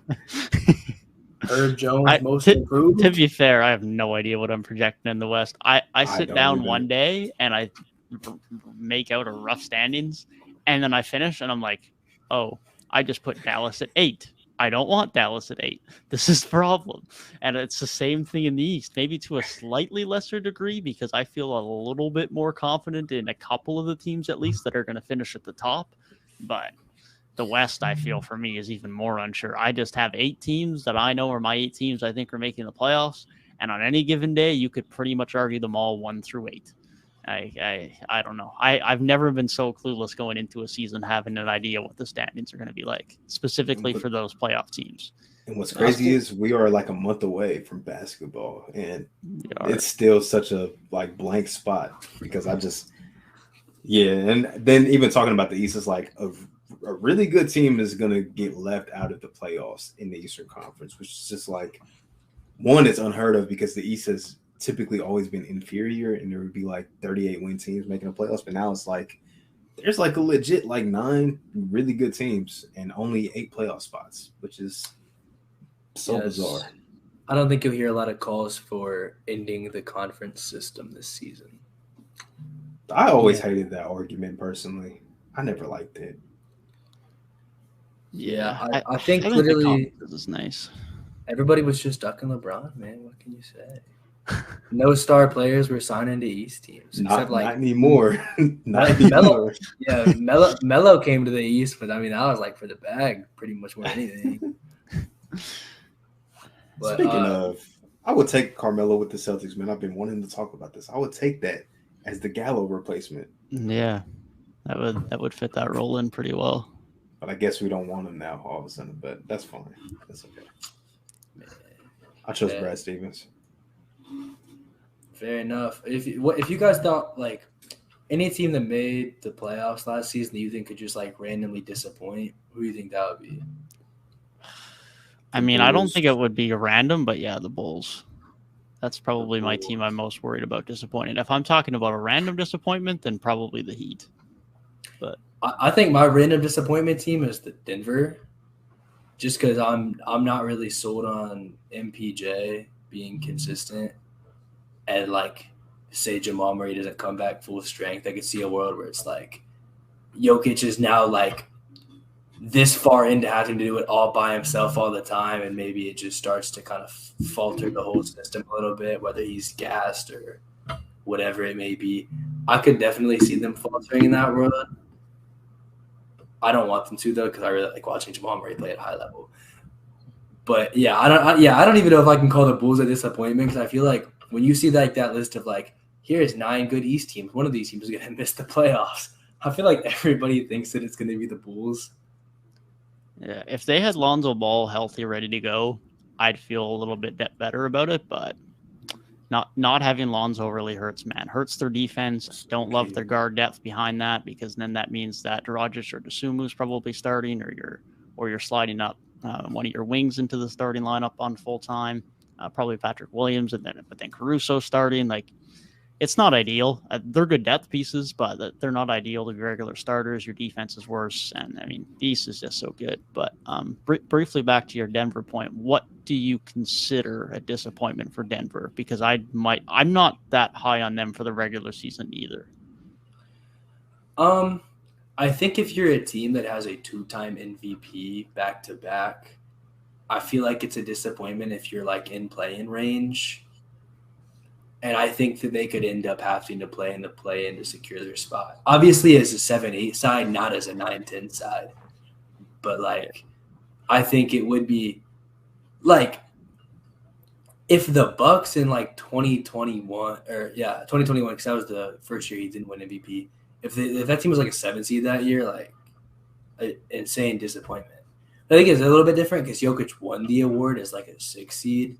And I guess at that point, you're almost looking more at like games won than like actual seeding, because they were like a 48-win 6 seed. So I think if you say that team turns around now and this is like the year they're supposed to get these pieces back, say they win like 43 or like 44, that's probably a disappointment, because you're thinking that team won 48, which is Jokic. The expectation is that you get these pieces back and you're somewhere in the 50s. Yeah, that's fair. I probably don't have them that low in win total, but at the same time, I wouldn't be surprised if they're flirting with a play-in. I wouldn't be shocked if they're a 48-win team in the play-in. I wouldn't be shocked at all to see like 7 games between the 7 seed and the 1 seed again next year in the West. So I wouldn't be shocked to see that type of thing happen. I think that is the thing with disappointment now. Like, it's hard to look at that in a seeding range just because of the way that is. But I don't know, though, because like I don't think 48 wins is a 6 seed in this current league, because I don't think that anybody's going to have a super like high win total. So I think a lot of records are going to be a lot more grounded, just because it seems like almost like at least 2/3 of the teams are really trying to compete. Like, I don't think there's going to be a 60-win team this year. And if there is, I don't think it's somebody who you expect. I think if there's a 60-win team this year, it's like the Clippers having a crazy bounce back. Or the Timberwolves. Or the Celtics. Or the Celtics. Celtics could do that too, for sure. But yeah, I see your argument, but I also wouldn't be surprised if there's like 5 teams in the West that are between 53 and 50 wins. Like, it's possible. It could be that type of season. It really could be. There just have to be somebody that they're all beating up on. Because when everybody's about to be so good, like nobody's going to be the root of all those wins. I mean, 2010, there was, I think 2010 and also like 2014. Yeah, I'm looking at 2010, there was. Go ahead. I was going to say 2010, I know every team in the West won 50 games that made the playoffs. Yeah, I'm looking at the 2014-15 season right now. The 7 seed Dallas Mavericks were a 50-win team. The 6 seed San Antonio Spurs were a 55-win team. OKC were 45-37 and did not make the playoffs. Remember the year when the Suns, I think, won 48 games and missed the playoffs? That's around that time. I'm trying to remember when that season was, because I remember that. It's just like that was when like teams under 40 wins were making the playoffs in the East, and basically the West was beating up on the East. But now it's like there's like 6 teams in the East where if they won 50 games, I'm not that surprised. Yeah, that's true. That's true. Yeah, 2013-14 season, the Suns were 48-34. The 8 seed Dallas Mavericks had 49 wins. The 7 seed Memphis Grizzlies were a 50-win team. So, there was like 3 teams that won 57 plus games in the West that year too. Yeah, and the Pacers won 56. There was 9 50-win teams across the league. That's crazy. Yeah, I think some teams are going to have to be like horrendous this year for teams to get that high of win totals. Everybody's so competitive because, you know, this is the same era where there's the big tanking issues and everything, and it's like these teams are basically just do not care about winning. But now when you have 25 teams trying to win, it's a little bit different.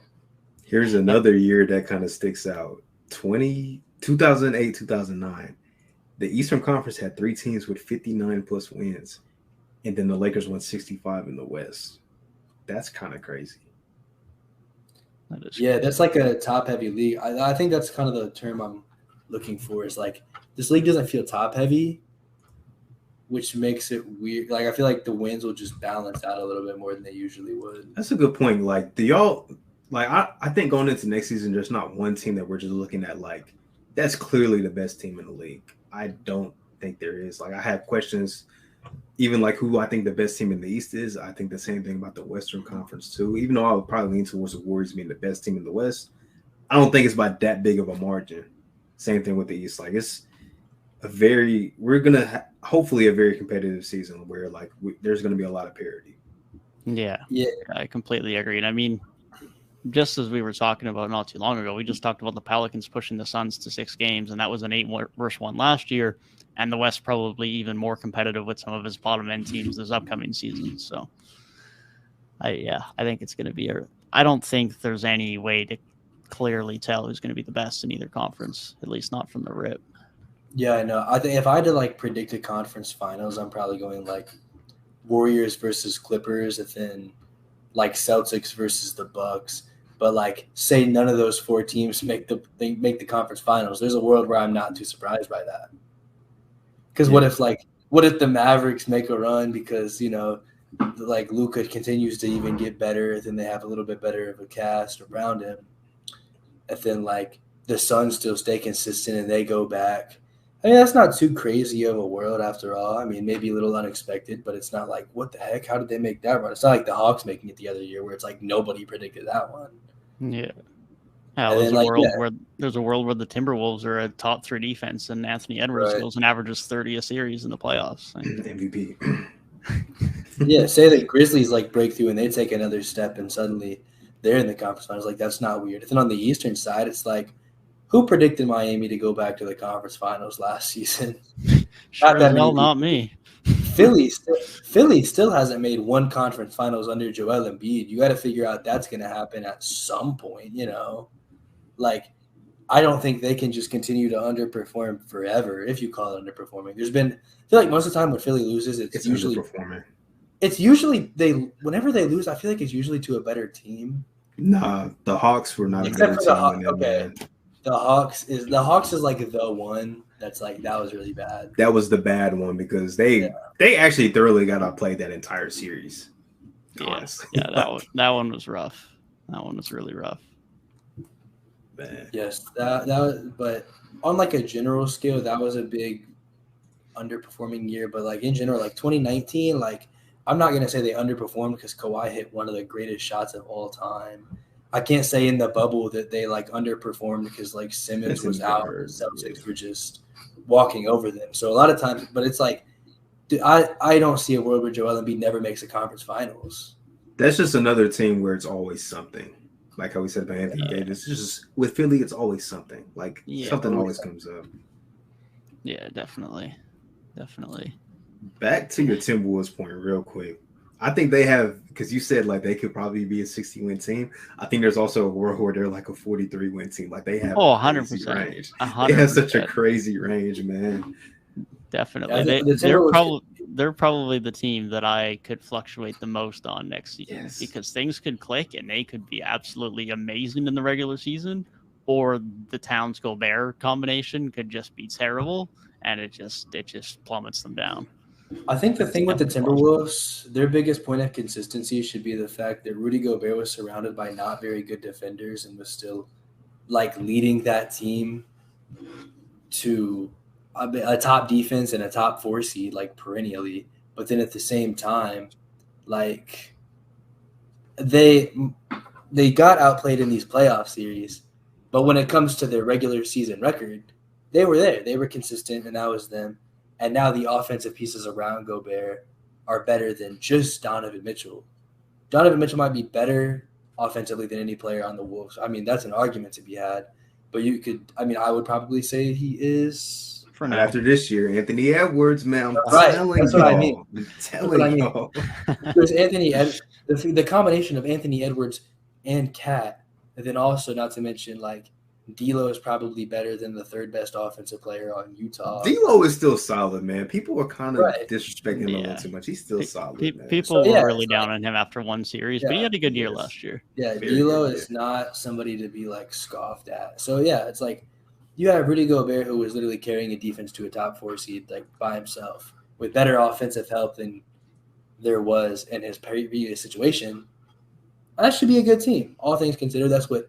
That's obviously this is a new situation, but just going off of what's happened in the past and trying to make your best educated opinion, like I don't think they really shouldn't be fluctuating as much. I think it's more just because like the Timberwolves are just like perennially not good that it's weird to place them as doing well. Yeah, but yeah, there's no reason why that team at the very worst shouldn't be a 50-win team. Like it just unless they get bombarded by injuries, like there's no reason why that shouldn't be the case. Like generally speaking, the best regular season teams usually end up being really good defenses. And I mean, Minnesota should be one of the best, if not the best defense in the league next year, at least in the regular season. So they should be there. If they're not, then I'll be the first one to give them crap because there's no reason they shouldn't be. I'm going back and looking at old standings. I'm just so like fascinated with some of these records. Yeah, that's crazy. It's crazy. Those LeBron Cavs teams are winning like 67 games, bro. Like, bro, 2009 they won 66, and in 2010 I think they won 61.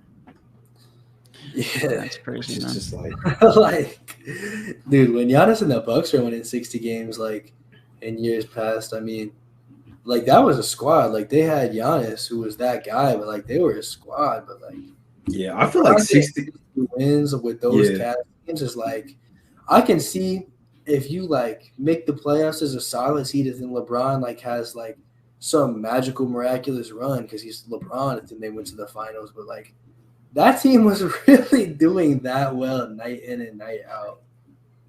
I feel like 60-win teams are also like a lot less common now. Like I feel like there's not that many 60-win teams over like the last 6-7 years. Really, I mean, I know Golden State won 60 plus a few times, but besides them, they're kind of an anomaly. But besides that, it's like we'll have like one team win 60 games per year. Yeah, like the Bucks are the only team to do it since LeBron's left the East, and that's only happened once. Didn't the Hawks win? They won 60 in like 2015, I think. Yeah, but since LeBron, I think the last team to do it and not be a 1 seed was like, yeah, the Hawks. I think the Spurs. 15. The Spurs won 67, didn't they? The Spurs won 67 games and were a 2 seed, bro. That's like the craziest thing ever. That season is so underlooked for that. That is crazy. And they didn't even make the conference finals that year, man. Yeah. No, you know why? Because of Kevin Wayne. That was Westbrook. Westbrook had a crazy series. You know why they call him? He was tearing Tony Parker up. You know why they call him KD? Kevin Durant? No, because his first name is Kevin with a K, and his last name is Durant with a D, so it's KD. Smooth, crazy clip, bro. And that's one of the craziest press conference clips I've watched. The Spurs went 40-1 at home that year. That is insane, man. The one loss being to the Warriors at the end of the season. That is crazy. Literally nobody was beating them that year, but the Warriors were still better. Since that Spurs team, the last team to win 60 wins while being a 2 seed was Boston in 2008-09. 62 wins and was the 2 seed, which is insane. Yeah, and the Magic were a 59 win team. They almost were the 3 seed. You know what's crazy though? KG missed a lot of games that year. So imagine if he was healthy, man. Like that might have been a 70-win team. He's such a homer, bro. Listen to this guy, just being honest, man. I'm just being honest. Yeah, bro. And the Raptors. If the Raptors had OG Anunoby in 2019, we would have beat him with or without KD, bro. That's valid. Y'all won 59 games in 18. 59. Yeah, we won 59 games, got the 1 seed, and nobody gave us a chance in the playoffs. You know why? Because they shouldn't have, because we got swept anyways. Houston did win 65 games that year, too. Forgot about that. I'm just so fascinated. The Nuggets missed the playoffs that year, winning 46 games. Wow. Yeah, that was a decent team for real. That was one of those teams that just had like a bunch of dudes that were like pretty good, but like no like crazy star. Which are always the most fun teams. Like those teams where it's like, wow, they're like the teams where the supporting cast is there, but like the star isn't. Is so much more fun to watch than like the team with a star and nothing else. Because you see a star with nobody else, it's just like, oh, this is so frustrating, bro. Like, please get them some help. Like, they're dying out there, and you're just like, oh, that sucks to see. But like, when it's just like a fun team, like the Hawks in like that era, or like the Pacers for a couple years there, when like you could say like Oladipo was like the star, and then Sabonis was the star, but it's like the team was making like 4 or 5 seeds consistently without really like an all NBA level player like consistently. Like that's just fun. It's just fun to see, fun to watch. And that's just like cool. Like I never want to not watch that. And those are like always just those teams where it's like, you made this season better. That's something like real fans will remember and be like, "You remember when they did that? That was low key super entertaining." Yeah, definitely. The 2019 Clippers team comes to mind too, when they made the 8th seed. That was a fun team. Yeah. SGA and Pat Bev and Gallinari. Rookie SGA. Landry Shamet. That was a good team. Yeah, that was a fun team. SGA is like a backwards career arc, bro. Like, you know what? They traded Tobias Harris that season. I'm telling you, man. Hey, man. Whatever you say, man. Nah, some of this stuff is so fascinating. Like in 2008, the Cavs were a 4 seed with a negative point differential, 45 and 37, and they took the eventual champs to 7 games, which is insane. Detroit won 59 games that year. Wow, that is crazy. The only thing I hope we don't get this year is like we get to January and like 4 or 5 teams at the bottom of the league don't just start thinking, yeah, let's just toss it and try and get Victor and just get the number 1 OV. Like I really hope we don't see like 3 15-win teams this year, because there's a world where it happens. And I really don't hope it does. Honestly, there's definitely a world where it exists. The Spurs, Pacers, and Thunder might all be that bad. The only team that makes sense to do it is the Spurs. Yeah.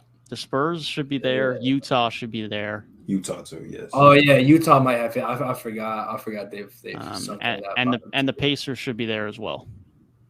Yeah, I don't want them to shut down Halliburton to do it, but they should be there as well. Bro, that's what makes me mad is when they shut down players, man. Like, let these dudes hoop, bro. Like, I'm convinced, bro. I'm convinced SGA is not playing over 50 games, bro.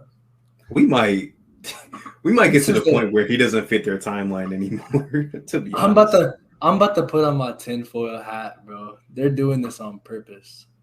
I'm tired of it, bro. They're doing this on purpose. Chet, even if Chet is hurt, actually, bro, there is no way, bro. It's not possible that he's out for a full season. As obviously it is. Obviously, that's exactly what happened.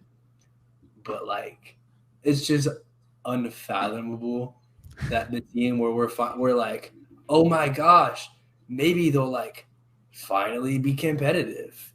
And then that happens, and it's like, oh yeah, no, I just get to keep tanking. Like, it doesn't make any sense, man. Yeah, I at least expect it from those teams. I just hope like Detroit and Orlando don't get to January and just decide to throw in the towel. Like, I'd like to see those teams try and push for a play-in spot this year, even if it just means they get like 38 wins or 35 wins. It'd be nice to see them be a little bit more competitive, especially with Orlando, because I think they're a bit closer. I think Detroit are probably still a year away, but I think their depth is still lacking a little bit. But I think it depends on how big of a jump Cade takes this year. Yeah, he has to be really good for them. I like Orlando as a team more, but yeah, if Cade can have a really good year, then Detroit will have a shout. Jaden Ivey is a winner, bro. I don't know why, but I just can't see some team be in poverty with him on it. Yeah, I'm a big Jaden Ivey guy, so. And I also like the moves they made, like bringing in Noel, bringing in Alec Burks. I'm like, those are moves that are like getting some vets in there that can help contribute. And it shows like in my mind, I'm hoping that means they're not going to try and be just terrible. Just win now moves to Yes. the simplest degree. See, I was scared when they made those trades. Like, oh, they're probably going to try and flip them for either some young talent or maybe some future picks or something. But no, they said we're going to keep them. They got Dwyane Casey. We know Dwyane Casey's a winning coach in the regular season, so maybe it can turn into something. 38 wins would be a very successful season for them. Yeah. I just hope they give the vets some run because, like, there's also a world where Noel never plays because Isaiah Stewart and Jalen Durant are the front court rotation. There's a world where Kevin Knox gets the minutes and Alex Burks doesn't really see any playing time. There's a world where they play Olynyk a bit and then he gets dealt so they can get some more picks, which they probably should do regardless. But they definitely have some options where they could just not play the vets, especially Noel. I don't know how much he'll play, especially if Stewart still plays at the 5 primarily, which he might get some run at the 4. I know he's been working a lot on this 3-point shot over the summer, but that remains to be seen. They got options though, man. But yeah, they're in better positions than some other young teams, them and Orlando or. Detroit's gonna make the play-in, bro. Just watch. Manifesting it now. And someone's got to be that 10th team. Somebody does. Someone. Them or Orlando. Them or Orlando are taking that last play-in spot. You know my pick. Look at now. Your pick is Detroit. whichever team has Wendell Carter. But give me Detroit. Give me Cade with that second-year leap, bro.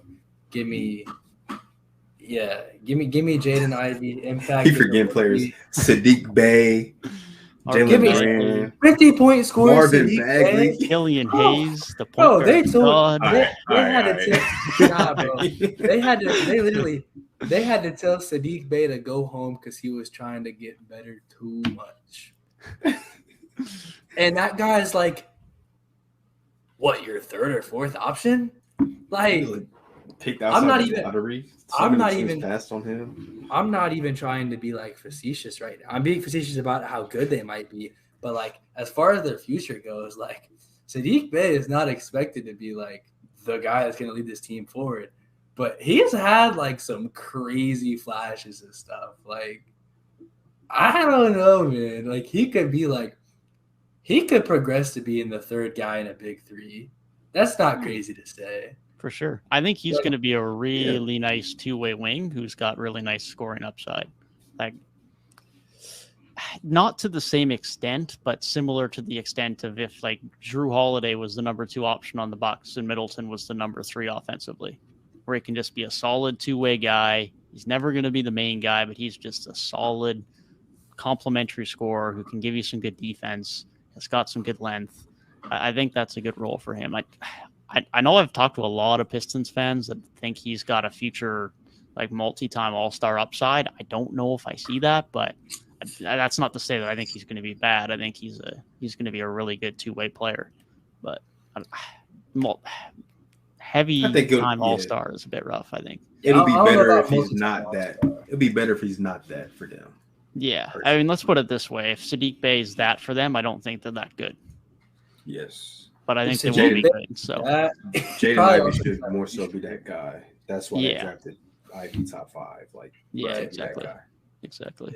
It's kind of like you said, it's better for them if he's not that guy. I think just from a sense of like, what if sometimes, and this is gonna sound really crazy, but what if it's like better if he doesn't take as much of a leap, because then when it comes contract time, you can afford to keep him rather than him getting so good. Rather than him getting so good that you're choosing between keeping him and keeping like a Jaden Ivey in a couple years. Say like when like the Thunder had to get rid of James Harden, like he got so good that you couldn't keep him.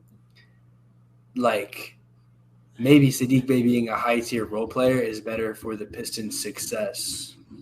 Yeah, maybe, but I think timeline matters too here because Bey is going to be one of the first guys to have to pay, so they're going to pay him. Like Cade is 2 years before an extension. Jaden Ivey is going to be 3 years. Jalen Durant is going to be 3 years. Sadiq Bey is only 1 year away. The only other guy in that timeline that's been a significant part of the team is Isaiah Stewart. So Sadiq Bey will get paid. If he was like another 2 years away from an extension, then that's probably a valid argument. But he'll get paid because they got no one else to get paid. But otherwise, then yeah, there's an argument for that. But I think he's gonna.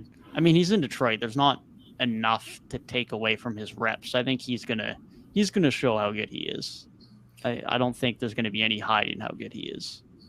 Yeah, I think it'll be good too because I don't think he's playing for a max deal. Like he's not that obviously not even close to that. He hasn't been an all-star or anything. But like, I think if he could get a nice little team-friendly deal and then take like that next little extra jump after that, I think Detroit's the kind of team that even if they knew that he was about to be nice, I feel like they could almost convince a good player to a team-friendly deal just because like the way they've built up so naturally and kind of giving guys chances and really been good to their players and guys that they bring in. I don't know. They seem like a place that like players that were kind of developed in that system would be happy to call home and maybe make some sacrifices to stay there and what they built. Yeah, that's possible. I guess it just depends what we see from him over the next couple of years because, like, I need to see more defensively, and who knows where his offensive development comes. But, like, just for a bit of a comparable from a wing who got an extension recently, like Mikal Bridges' extension gives him $22.7 million a year, and that was signed 2 years before Saddiq Bey is going to be getting his extension. So there's going to be a little bit more cap space, be a little bit more money to go around. If he keeps developing, I honestly could see a world where Bey is expecting 18 to 20 mil at least a year. And I don't think it would be outrageous if he continues to develop well. Honestly, yeah, I don't think that's too crazy at all. I feel like 20 mil is like, that's kind of like that point where you're like, wait, is he at that level? But then it's one of those things where it even looks crazier than it is. It's like that difference between 5'11" and 6 foot. Weirdest analogy to make. But like him getting 19 mil and 20 mil might be only 1 mil difference. But then you look at it and it might look to some people like, oh, you gave that guy 20 mil versus, his deal's in the teens. Like, that's cool. Yeah, it'd definitely be like that sometimes for sure. For sure. Like if you told me that Fournier was making 20 mil at the end of his deal, it would be like, it's a bit much, but he's making 19 mil instead. So it's like, oh, okay. Yeah, see, it's cool. I mean, there's a reason why when you go to the grocery store, everything's 99 or 97 cents and not rounded up over the dollar. Like, exactly. The psychology weighs for sure. But no. I think 18 is a good price point for him, especially given the fact that if they're investing in him for that long to assume he's going to continue to develop, I feel like that's pretty reasonable. Honestly, I could see there's like a world where he gets like that's definitely possible. And he's been available too. That's a big part of it. We've seen some of these guys get big deals over the last few years, like Jaron Jackson Jr., who get big money and have had injury concerns. I mean, Bey was one of 5 guys last year who started all 82 games. And he is available. Well, good piece for them to have. So it was a very good find at pick 19, that's for sure. Anyways, Pistons fans, there's your overdue Pistons talk in the middle of September, 2.5 hours deep into a podcast. We get 5 minutes of Saddiq Bey talk.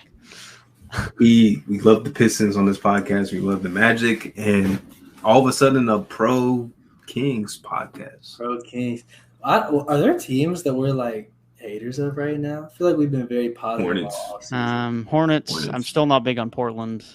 Oh no, I'm not big on the Lakers. Wizards hater. That is what it is. Wizards is my least favorite team in the league right now. Yeah.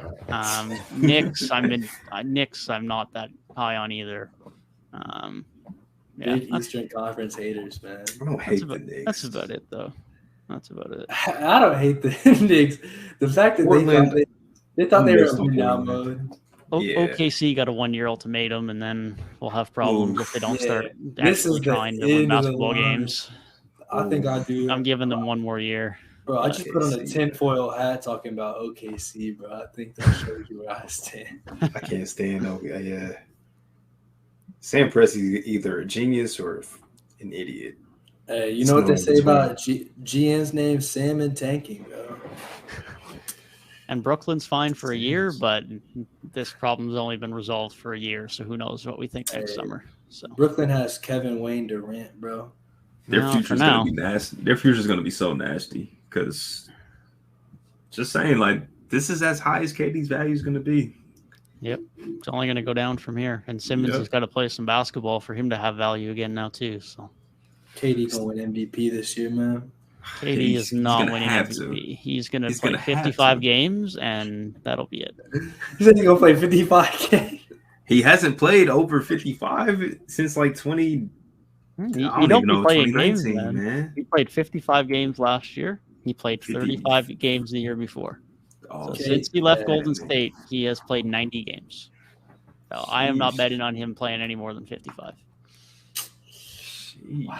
I'd like to be wrong because the more KD I can watch, the better. But I don't like the odds. I agree. Same thing with Anthony Davis. I don't expect AD to play more than 50 games. Yeah, that's the same reason why I'll never pick Kawhi to win an MVP because at most he'll play 60. Yes. Who's winning MVP this year? Anthony Edwards. Yeah. Listen, I'm picking the same guy I picked last year. I'm picking the same guy that I picked last year, bro. Who'd you pick last year? I don't know who my preseason pick was, but my actual pick at the end of the year was Giannis. And I'm picking Giannis again. Because, listen, Giannis is going to enter the all-time great discussions because he's just going to keep being that guy. And listen, LeBron took some time away. LeBron won his first couple MVPs. He took some time away. And then, now he's back. Because who else is going to take it? It's not going to be Jokic, bro. They don't have 3 times in a row. Giannis is either going to have to take, some unprecedented step where, his numbers show just how much he's improved, or the Bucks are going to have to be by far and away the best team in basketball, which I don't think is out of the realm of possibility, but that's going to be what's going to have to happen. Yeah. I think the safest picks to me, I don't know if are I think Luka and Embiid are the safest. See, I don't even know if Luka's safe because the Mavericks could be an 8 seed. Man, it's so wide open. And does he win an MVP as an 8 seed? I don't know because I think Luka too, and then I remember I really like Dallas, but I really like 7 other teams in the Western Conference. So I don't know. And then I think do I prefer Anthony Edwards because I think the Timberwolves are going to. Anthony Edwards is not winning MVP, bro. If John didn't get it last year, when we do our predictions, way Anthony Edwards is getting it. When we do our predictions, just don't look at me crazy if I have Anthony Edwards number 1 on my MVP ballot. We don't even know if he's going to be the best player on his team. What do you mean? He is definitely going to be the best player on his team. This is a later debate, but he is definitely going to be the best player on his team. I think he could be in like by the end of next season, but I think right now him and Cat are so close to each other that you can't just say he's going to come into next year and be perennially better than one of the best offensive big men in history. Give me Anthony Edwards. For MVP? You guys are both on this? Yes. I don't know if he's my number 1, but he's that's safer. That's safer off the than top Luka of or Embiid? Off the top of my head, the MVP race just seems so wide open. Like when you bring up names, Steph Curry, bro. Give me Steph Curry. No, don't give me Steph Curry. I don't think Steph's going to win MVP. No shot Steph wins MVP. No shot. Last year was his chance, and he decided to go into a 7-month slump. So, no, his chances of winning more MVPs is over in my book. Now, if he wins the MVP, somebody can clip this, and I'll be dead wrong, but I don't see it happening. When you look at, the candidates, everybody has supreme – even Anthony Edwards has question marks. What about Ja? If the Grizzlies somehow did not fall off and they're just as good as last year and Ja plays more games, it's possible. It's a conversation. So it's a conversation, and Anthony Edwards is number 1. I just think the Timberwolves are going to have a better record. I think John Morant was the media darling for a year, and next year is going to be Anthony Edwards' time. And I think Anthony Edwards is even more marketable than John Morant is. Yeah, definitely. You guys are basically predicting the next D Rose, bro. I'm not gonna lie. This early, he's never been an all-star. That'll change him. He almost was last year, to be fair. I think he's gonna. He was probably 3rd or 4th out at most last year. The Timberwolves are really good. Anthony Edwards averaging 27, 28 a game. Anthony Edwards, that's all I'm gonna say, man. He has MVP potential, but there's no way. But if I say Jason Tatum, I'm a homer, so I'm going Anthony Edwards. But legit, I'm trying to think of like, there's not really somebody that I would say is clear cut. I don't feel confident in any pick. That's for sure. Yeah, and I definitely don't think Anthony Edwards could turn out any worse than your AD pick last year. So I think you're safe there. Exactly. Well, to be fair, AD was number 2. My number 1 was James Harden. Well, that's also true. But we'll forget about that for a moment. Yeah. I don't think there's anything clear cut. Like you said, I think Giannis has got to do something crazy. Jokic, I don't even know what Jokic would have to do. There's no chance. Embiid, I mean, he's been so good again the last 2 years that even though he hasn't won MVP, he's probably going to have to do something crazy too. And Philly are going to have to be really good. And as we previously mentioned, they just seem to be one of those teams that always seem to have a problem. And we know Jimmy's not going to do it in the regular season. Like Devin Booker was in dark horse conversations this year, but realistically, I don't think he's going to be quite on that tier. Ja could be there. Ant could be there. Like, I don't know. Like, hell, Zion could be there if the Pelicans are a top 3 seed and he plays well. Like, I don't know, man. It's a lot of options. Maybe Dame starts killing and the Blazers like a 6 seed. I don't know. Like this. If Dame is killing, they are an 8 seed at best. I'm sorry. I do not like that Portland roster anything better than the rest of the West. I don't hate it, but I don't love it in comparison. It's like they are better. I like the moves they made, but they only could do so much. So. Yeah, I cannot believe this right now. I'm thinking Embiid might be the safest pick because they're probably going to feel so bad. Like he's finished top 2 last couple years. He'll be like, here, bro, just take it. Like, here you go. Nah, bro. Here's my thing. Anthony Edwards is like both your guys. I didn't say he's my number 1. I just said if we get to the time where it's award predictions and he's my number 1, just don't look at me crazy. If bare minimum, he'd probably be in my top 5. He'd probably be in my top 5. I won't say anything higher. He could be in my top 3, but he's for sure in my top 5. He's tailor-made to make us look like geniuses, bro. Like he's the guy that can do this, that could pull this off. He is the guy. We got some redeeming to do after last year's picks. So. Yes. Got some. Yeah. They got. Sometimes you got to shoot for defense. Shoot for defenses, man. Sometimes you just got to take that risk. That's really a crazy debate. It is like we have no idea.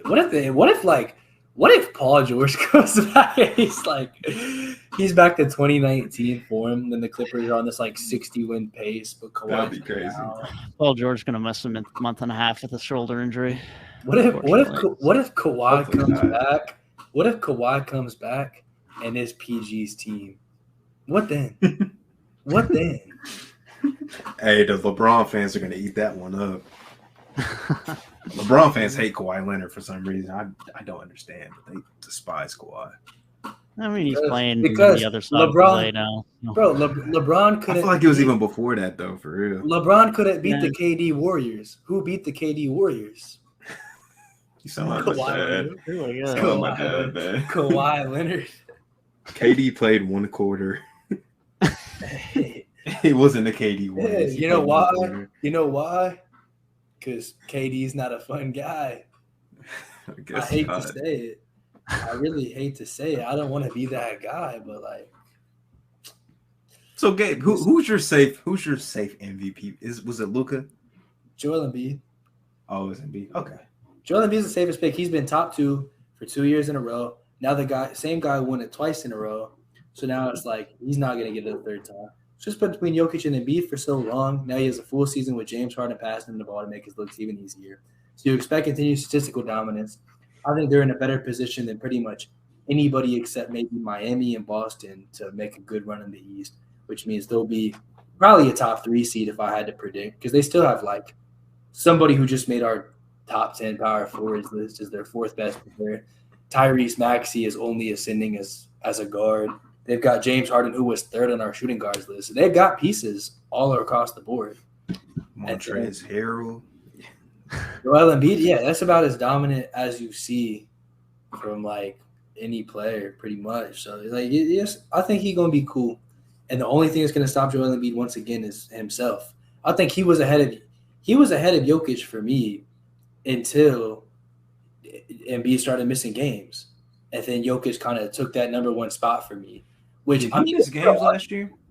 Did he miss games? Like I feel He like played 68 games. and I feel like most of that was like COVID stuff. Yeah, it was. Most of it was COVID.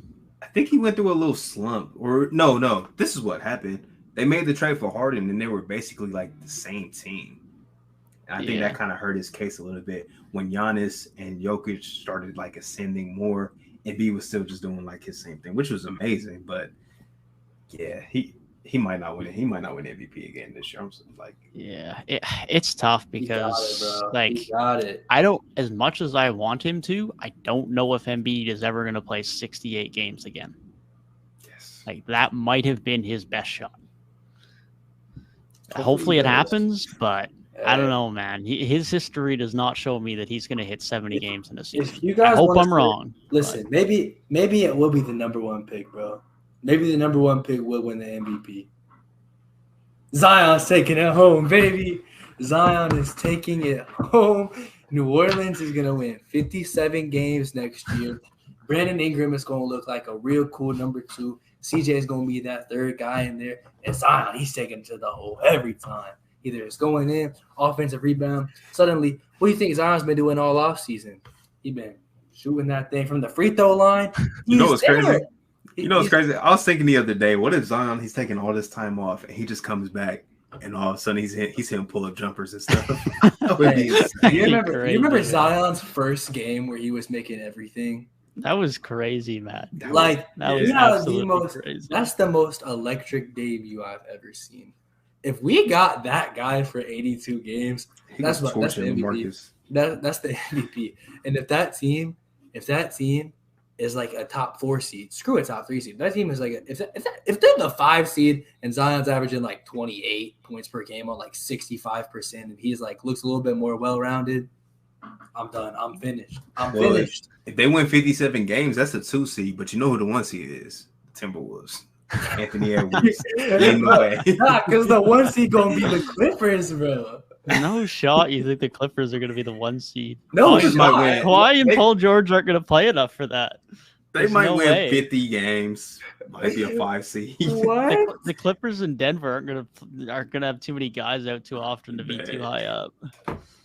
Bro. I'm telling you, Gabe, in saying that, Zion is probably in my top 10 for MVPs. So he's in my top 1, bro. I can't wait to hear this argument. Our lists are about to be great, man. Our lists are about to be so terrible all over the place. Who else is about to win it, bro? Like there's like there was great guy like the top 3 from last year. It's not going to be Jokic. You guys don't think Embiid will play enough games, and you guys think Giannis is just too good to be impressive, pretty much. That's how they're going to look at him. That's how they're going to look at him. So then, at that point, like 4th last year was probably like Ja. I don't was Booker. I feel like the rest of the top 5 last year was like Ja. Book and Tatum. Not Book and Tatum. Tatum? Ja didn't make top 5? He missed 25 games. Yeah, he was pre-injury, but he was just like I don't know. I feel like he entered conversations more than Jason Tatum. Yeah, 4th was Devin Booker, 5th was Luka Doncic, 6th was Jason Tatum, and then John Morant. John Morant had 1 4th place vote and 7 5th place votes. I will say this though. Usually Luka comes into camp fat, looking like he's been eating buckets of Popeye's chicken all off season. But he's been hooping all off season in meaningful basketball games. So he might come out killing out the gate. That's Luka, I think he will too. The full off season is going to change a lot of things for a lot of guys. Another guy who could have an outside shot too is Trae Young if the Hawks are good enough. I was thinking that he was in my top 3 last year, but obviously they were barely making the playoffs. So Garland. I don't think they're going to be good enough, but if they are. If they are. Yeah, he will guys have like, the numbers for sure. Yeah, I think there's guys like Trae Young and even maybe Darius Garland will enter conversations for like 2-3 weeks in the middle of the year when they're dropping. Remember, I think before the trade, I might have mentioned like I have some Darius Garland like MVP dark horse agendas to push. I can't do it anymore, man, because they got Donovan Mitchell. I think that's going to take some of the statistics away from Darius Garland, so I can't do that anymore. And I'm kind of mad about it, but they're going to be a better team regardless, so it's fine. Yeah, I'm gonna have some tough decisions in a couple weeks when we start talking about conference standing predictions, because like Cleveland's a team that I could still see being like a 7 seed again, but I can also convince myself that they're gonna win the conference. Like I don't know, man. They could be a really good regular season team, man. Good defenses do something for me in the regular season. Those are always the teams that end up at the top. If it's not a guard this next year, the era of the guard-heavy league just has to be dead. Because that'll be literally 5 years in a row of the MVP being like the big guy. Harden was the last guard to win it, man. Yeah. It was really like no guards pretty much like forever. It was like literally, I think it was like, before Curry, I think the only guard to win it before that for a while was like Kobe. Oh no, D-Rose. Yeah, D-Rose. Yeah. Kobe low-key had Chris Paul's award. Love Kobe, but he low-key had Chris Paul's award. It's crazy. Yeah, Kobe's the one. Like, it's crazy that there's so many MVPs that they say he got robbed of, but then the one that he got, people are like, eh. I think the only one that was a legit robbery might have been like 2003, because he was averaging 30. They were a 50-win team still. It's just a loaded Western Conference. So they were like the 4 or 5 seed. 2008, bro. Tim Duncan was going insane. I'm sorry. All respect to Tim Duncan, man. Yeah, like 2006, I can't give it to Kobe because I'm firm, at least up until Westbrook, like no team that's below a 4 seed should have an MVP player. People say LeBron was closer to Nash that year than Kobe was in 06. Probably. Even I think like D Wade was in combos, but nah. I mean, there's a lot of seasons really. I mean, Kobe was just always up there as like one of the best players in the league. It's like just that level of consistency and the Lakers not being crazy. Like, it's like it didn't really line up there until 08 with Kobe having his crazy statistical seasons and the Lakers also being one of the top teams. It was like Lakers are bullying everybody. Shaq leaves. Now Kobe's dropping all these crazy stats, but now the Lakers are like lower in the standings. But then as soon as they got both at the same time, they gave him the award right away. I think if Kobe did what he did in like 2006, like modern day, people would look at that like it was incredible. Like how they looked at Westbrook, like he's carrying like kind of bums to the playoffs. Because that's what Kobe was doing. Like Smush Parker, Kwame Brown, those are not good players. I'm sorry. Those are not good players, but he was Devin George, like, oh, those were bad teams. Kobe, I think that's I don't feel like we don't see a whole ton of that anymore. We're like literally like the best player in the league is playing with like not very good stuff because they just leave now. Like LeBron was playing with good players in Cleveland, and then he had like the notorious 2018 season. What did he do right after that year? He left. And usually, like, if teams are that bad, no matter who the star player is, unless it is LeBron, they're not winning games. Like, they're just not winning games. I think, like, the closest to it would probably be, like the Mavs supporting cast wasn't great. But even then, it's still – But it was better than Smush Parker and Kwame Brown. I'm taking Dorian Finney-Smith over both of them any day of the week. And last year, that's a top 10 defense. So yeah. Throw that along. Jalen Brunson, Dinwiddie back half of the year, some good two-way wings. It's not a bad set of complementary options. It's not great, but certainly not bad. It's because I think teams have a little bit more urgency now to build around somebody. Like we heard some early talks like, oh, Zion might start wanting out soon if the Pelicans don't get it together. Zion missed a year, and literally the Pelicans have one of the best supporting casts in the NBA. Detroit, they know K's that guy. They got him so many pieces so quick. the T-Wolves, there was talk of, oh, Cat might want out soon. He's not going to be happy. Now he has your guys' MVP pick on his team. He has a 3-time Defensive Player of the Year on his team. He has one of his best friends, D'Angelo Russell, on his team. Like,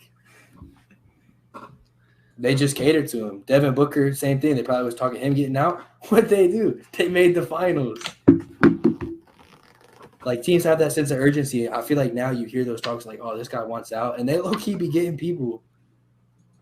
You look who hasn't got people. Portland has not been – they have not got Dame a good piece. And you know why? Because Dame is never going to be – like, Dame's – you're never going to hear Dame's camp kind of wants out. There's no urgency. They don't have to be in a rush to build around him. They know he's just going to be there anyways. Collecting the bag. Being an icon. A Portland icon. Hey, man. Whatever – I'm sure he's perfectly happy doing that. Not every player has to win rings, have great impact without doing so. But damn.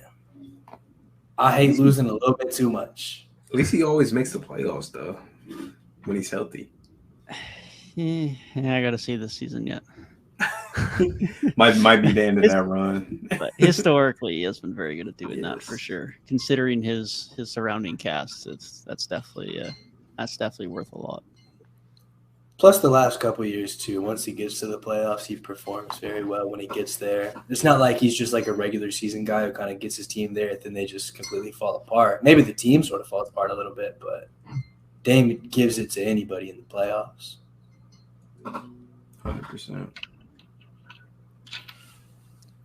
Well, fellas, we are nearing 3 hours. Man, long episode for probably like the most anticlimactic list. We spent a half hour between 2 and 1 talking about not this. Literally, though. Man. Literally.